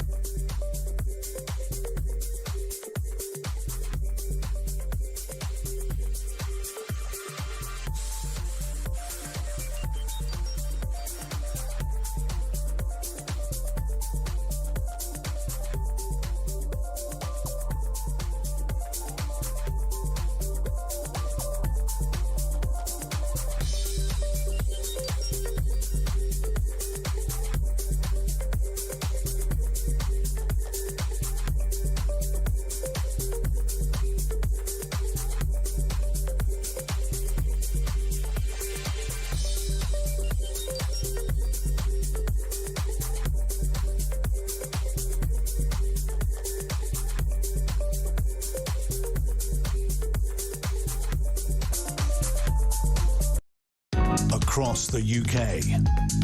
On DAB+, on YouTube, on your mobile, and on your side. This is Talk. You are listening to Talk Breakfast. It is 9:37. Let's grab some calls if we can, Matthew and James. I just want a quick word, if I can, whilst I have you with me in the studio, David Wooding, on Andy Burnham's political style. Now, he's making headlines with TikTok videos. He definitely speaks human. He's got a natural charm. He's a good-looking guy as well. But is he really the great orator, the commanding figure that he's cracked up to be? I mean, do you think, for example, he's got his work cut out in the House of Commons opposite Kemi Badenoch? Well, that's going to be real box office in the in about, what, 3 or 4 weeks' time? 3 weeks' time? Just over 3 weeks. The first PMQs, I think it will be on September the 2nd or 3rd. And that's going to be worth watching because Kemi Badenoch is really on fire at the dispatch box. I saw Andy Burnham in his days as a minister at the dispatch box, and he was a bit of a plodder, to be honest. I mean, here's what you see, or he was. I mean, it's a while since he's been at the dispatch box. That's another issue, because standing at Manchester Town Hall talking to a load of local councillors is a different proposition from the bear pit of the House of Commons. And when he's up against Kemi Badenoch, he may find it a struggle. I remember him, he's like you see him when you saw him outside Downing Street, sort of wearing his heart on his sleeve, slightly emotional about and passionate about what he believes in, talking rather slowly, not quick on his front-footed or witty, you know. And if he's being hit with cutting satirical remarks from Kemi Badenoch, has he got what it takes to come back with a quick-fire answer? I'd be interested to see how he does, unless he's raised his game massively and he's been in for some training. And Kemi Badenoch will have been watching some clips of him when he was at the dispatch box to see where his weak spots are. And it's interesting, isn't it, because you've worked in Fleet Street for decades. You're one of the big figures of Fleet Street, as is Andrew Neil. Yes. And you mentioned during the break that he's written a piece for the Daily Mail, casting doubt on this dream team of Burnham and Healey in number 11. Yes, he was saying in yesterday's paper that he was focusing on the £3 trillion debt, which it's just crossed that mark, and how he will have to struggle to cope with all the promises, to deliver all the promises he's made, which are massively costly. And he believes that Andy Burnham and John Healey as Chancellor are a little bit out of their depth, and he believes that time will tell. But it's an alarming proposition if we've got two people in there who will struggle to grasp the enormity of the job. And that's damning from Andrew Neil, because like you, he's an equal opportunities offender. And in the past, you've called out incompetent people on the right and on the left. And he carries significant weight, Andrew Neil, as a journalist. Absolutely. I mean, he makes life miserable for all politicians, doesn't he? Yeah. And quite often he's on the right side of the argument. Absolutely. And undoubtedly, that £3 trillion of debt is the biggest weight around Andy Burnham's neck, because anything he needs to do has to be with that in mind. And, of course, he's already looking at ways to fiddle the fiscal rules, if you like, so that they can borrow more without breaking those rules. But in fact, if they're still borrowing more money, that is a dangerous thing for this country, because we're paying millions of pounds. I think it's about £12 million an hour in interest to service the debt. And that's massive.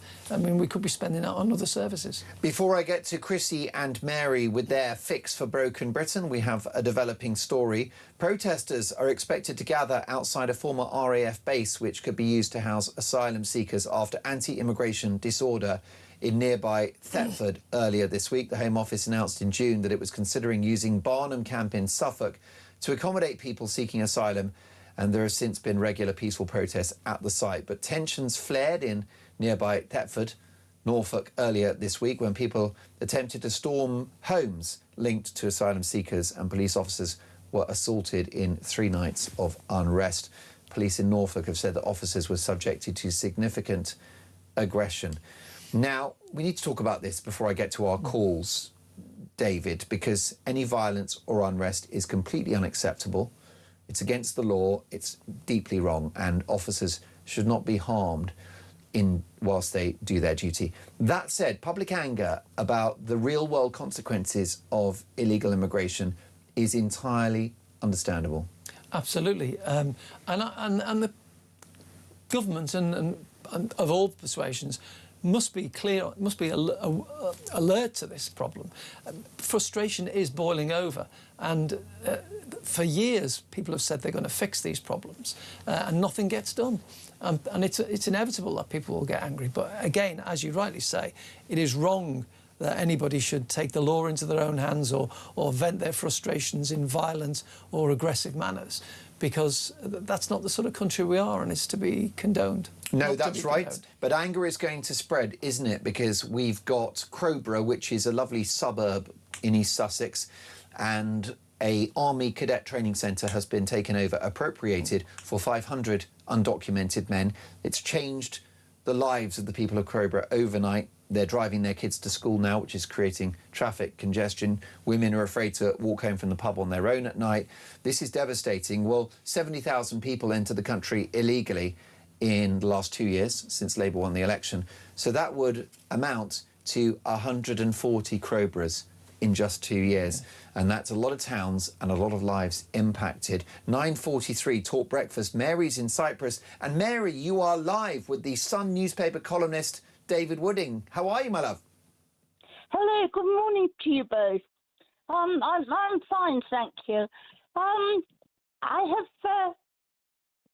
believe I don't know, but when Andy Burnham got in, I believe he got in with about 24,000 votes in Makersfield.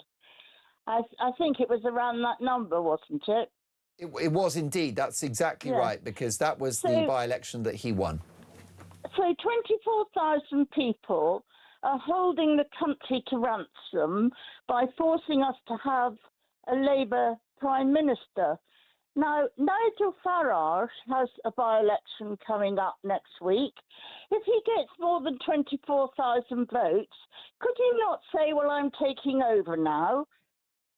Your people forced you in. My people are now saying that I'm good enough to be Prime Minister. Mary, you are right to point out the double standard. It's a brilliant point. I'll get reaction from David in just a moment, but Chrissy has also called the show. And Chrissy, how would you fix broken Britain? I would use the ex-veterans off the street, put them on the border force, on the beach, and keep them away. Fire live, well, no, not live ammo. Not live ammo. Use gunfire as a warning. Yes, as a warning, yes. And Mark, I'd like to say that you and I are two of a kind, because I say what I like, and if they don't like it, tough. Chrissy, it is an excellent mantra for life, and what a brilliant... And if I was in England, I'd be locked up as well, because I wouldn't put up with what's going on at all. No, because I know you were in Spain, and lucky you for having escaped. Chrissy, thank you for the kind words. We are kindred spirits. We'll catch up soon. Thank you to Mary and Chrissy. Your reaction to what you've just heard, David Wooding, I think what there is at the moment is an absence of people power within government, the sense that those who govern us are doing so in the national interest and on behalf of the British people. And this is not exclusive to Labour. It happened under the Tories too. A disconnect between the ruling class, the establishment, and the people. Yeah, and this is the big challenge for Andy Burnham. He's come in, he's shown positiveness. Expectations are high. He's likeable. People are saying, oh, we like him. This is a change from the dull managerial style of Keir Starmer. But they're waiting for him to do something that matters. And so far, all they've seen is killers being lined up for release from prison. He's given a few sweeties and giveaways, but in terms of the big issues like migration, the economy, defence, welfare bills, all of this, we haven't heard anything yet. So we're hoping that while he's sitting on his deck chair in the Med or Cleethorpes or whatever it is, he's working out a plan to tackle some of these big issues, because at the end of the day, that's what will make or break him and what will make or break Britain. We can but hope he has a plan, and more power to him if he does. Yeah, absolutely. David, always a thrill to have you in the studio. Pleasure. Columns in the paper tomorrow? Tomorrow, yes. Unmissable reading, as always. Fleet Street legend and Sun newspaper columnist David Wooding. What is your fix for broken Britain? Let's take, if we can, David, a voice note from your namesake, Dave. Morning, Mark. This is Dave in Stoke. I can fix the migration problem at a stroke. When they come over on the boats, stick them all in student accommodation. When the students have got nowhere to live, they'll all turn more right-wing than Tommy Robinson. That'll cure the woke problem in the universities and end the migration in a generation. Cheers. Thank you, David. Here's Tony. Hi, Mark. It's Tony. Just finishing my shift. Doing 13 hours, delivering much-needed alcoholic refreshment up and down the motorway. Wow. Fixing broken Britain. Well, Burnham doing his little tour. He's just baiting the trap for the floating voters. The Lib Dems, they're just the female dogs for whoever's in charge. Well, the main thing is the Tories reform and restore need to get that together. And that's the only way we're going to fix broken Britain. Thanks. Bye. Tony, I agree. I agree with you. And by the way, there you go, Tony, working a 13-hour shift, working his socks off, because he's one of those folk that wants to put in more than they take out. He believes in the work ethic, and he's right to do so. The problem he's got is that the taxes, Tony, the taxes you pay don't even touch the sides when it comes to the cost of running this enormous administrative state that we've got that's so profligate and so inefficient. Look at the energy costs, look at HS2, look at the welfare budget, which is now bigger than the tax take of the country. It's so broken. A brilliant, brilliant voice notes. And Tony, I do agree. I think a divided right is a huge problem for the country. My thanks to David Wooding. Your call's next. What's your fix to save broken Britain?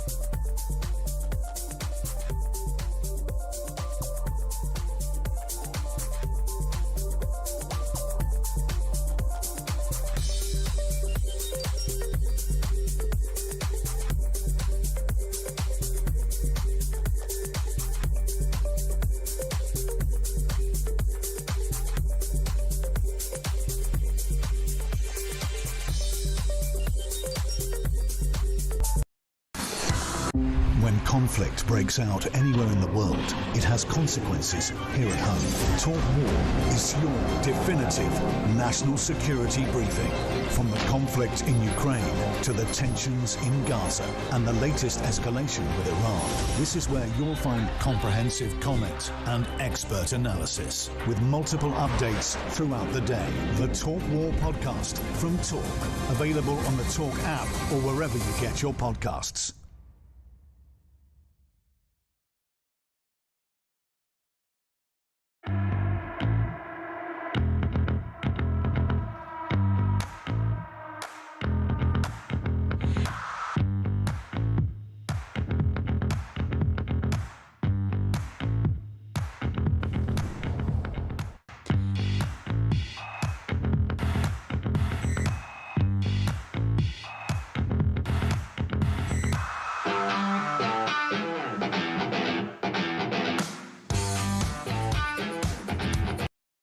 Across the UK, on DAB+, on YouTube, on your mobile, and on your side.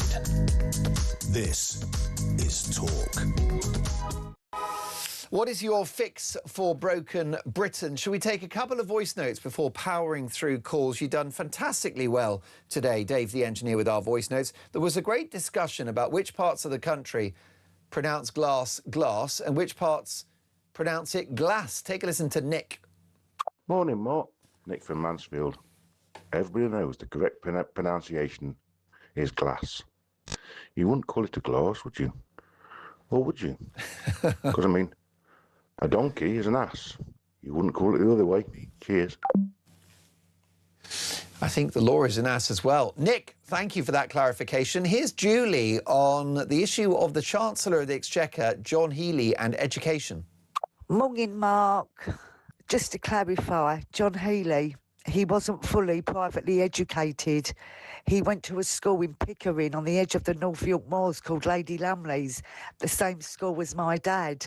And it's not a private school, has never been a private school. Anyway, have a good day. Julie, thank you for that correction. We welcome corrections because our North Star is the truth. Steve has got a little voice note for us. Excuse me, Mr. Dolan. My cat Luna was interestingly listening to your programme until you came out with that ridiculous statement, there are more ways to skin a cat. And she just got up and walked off in disgust. In future, please temper your phraseology. Good show.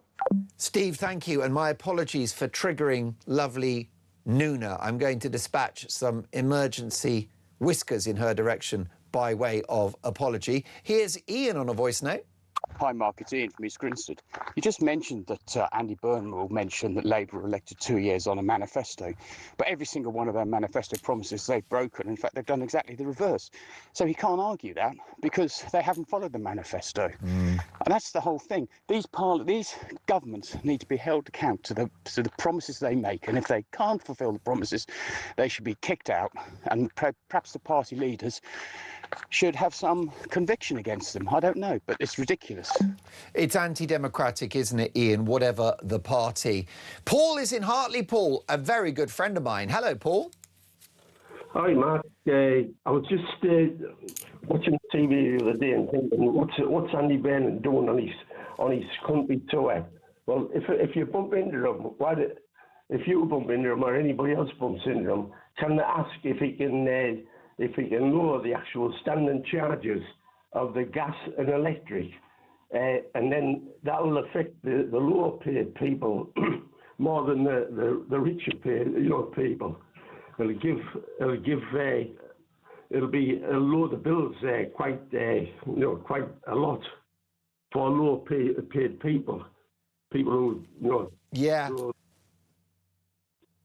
I'm just wondering if you could just pass that on to them if you ever bump into them. Well, I think that's a really important point, isn't it? And a message needs to get out to the rich and powerful, which is that people are struggling, Paul. Yeah, they are. I'm just on the way out, really, so I just wanted to put that point Paul, I'm really glad you did, and I will spread that word because it's critically important and we must use the platform to do exactly that. Paul, you're a busy man. You're a man with a plan, unlike the Prime Minister. We will speak soon. Tony's in West Sussex. Hello, boss. Good morning, young man. How are you? Oh, well, thank you for the young. Keep it coming, you old charmer. I always do that to boost your ego. It works every time. I just want to tell you a story. Go Once for it. upon a time in 1975, the Labour Party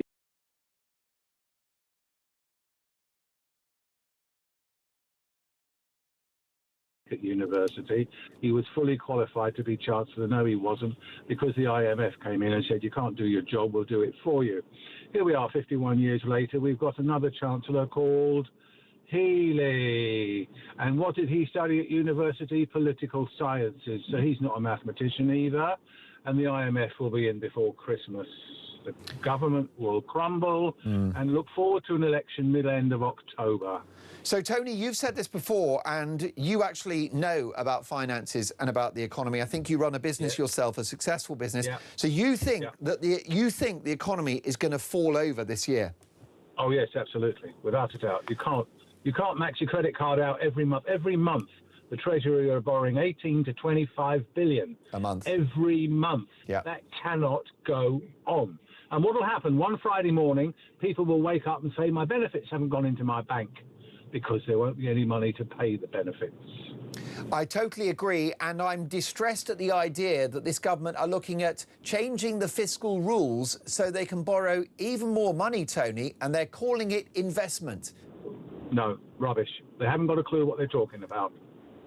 I'm sorry. It's economic illiteracy, isn't it? And we've had it from the Tories as well. Why are them as well. Politicians Why are politicians so useless at economic matters? Because I think you've got to have a job in the real world before you can become a politician. You've got to run a business. You've got to be able to fire people, hire people, count costs, make widgets, sell them at a profit to buy more widgets. And none of these people have done that. They're all theorists. Tony, can I just say, I heard an interview with Michael O'Leary, who's the boss, the CEO and founder of Ryanair. You're familiar with Michael O'Leary, of course? Yes, I am, yeah. And he was so forthright about how incompetent at the time Rachel Reeves was, and he basically has contempt for all politicians. I think someone like Michael O'Leary would make a decent Prime Minister. I think he'd be too extreme for the soft-hearted Willy Wonkers we've got in this country. I tell you what, though, Tony, they'd all be running to their therapist. Wouldn't they? He'd make the numbers add up, wouldn't he? Yes, he would. Yes, he would. As would you. Tony, it's always a treat when you come on. You talk a lot of sense, although it's always bad news, but I'm afraid you're right. No, it's not bad news. It's wake up and smell the coffee news. I know what you mean. It's a reckoning, right? Yes, absolutely right. Tony, you're a gentleman. As it is, mate. We try. You're a gentleman and a scholar, and we'll catch up very soon. The very wise Tony in West Sussex, the sage of West Sussex, who, Alex Phillips, is predicting an economic crash this year. And he's not the only one. There's a guy called, are you familiar with Nigel Paul Farage? No. He's the leader of an insurgent right-wing party called Reform UK, who are ahead in the polls at the moment. And Farage also, your mate Nigel, he thinks there's going to be a crash, and that will provoke an early general election. He said to me about 2.5 years ago, this is what's going to happen. Labour's going to win the next general election with a big majority. They're going to mess it so hard up. The economy's going to crash and there'll be an early general election. And he told me this before Rishi Sunak even called the snap election. The man's good at reading the rooms. We're halfway there to old Nostradamus. Living on a prayer. Nostradamus first. Nigel Damus. Did you not like my halfway there living on a prayer? It was actually far better than my pun. I know, better than Nigel Damus. Not for the first time, outclassed by Alex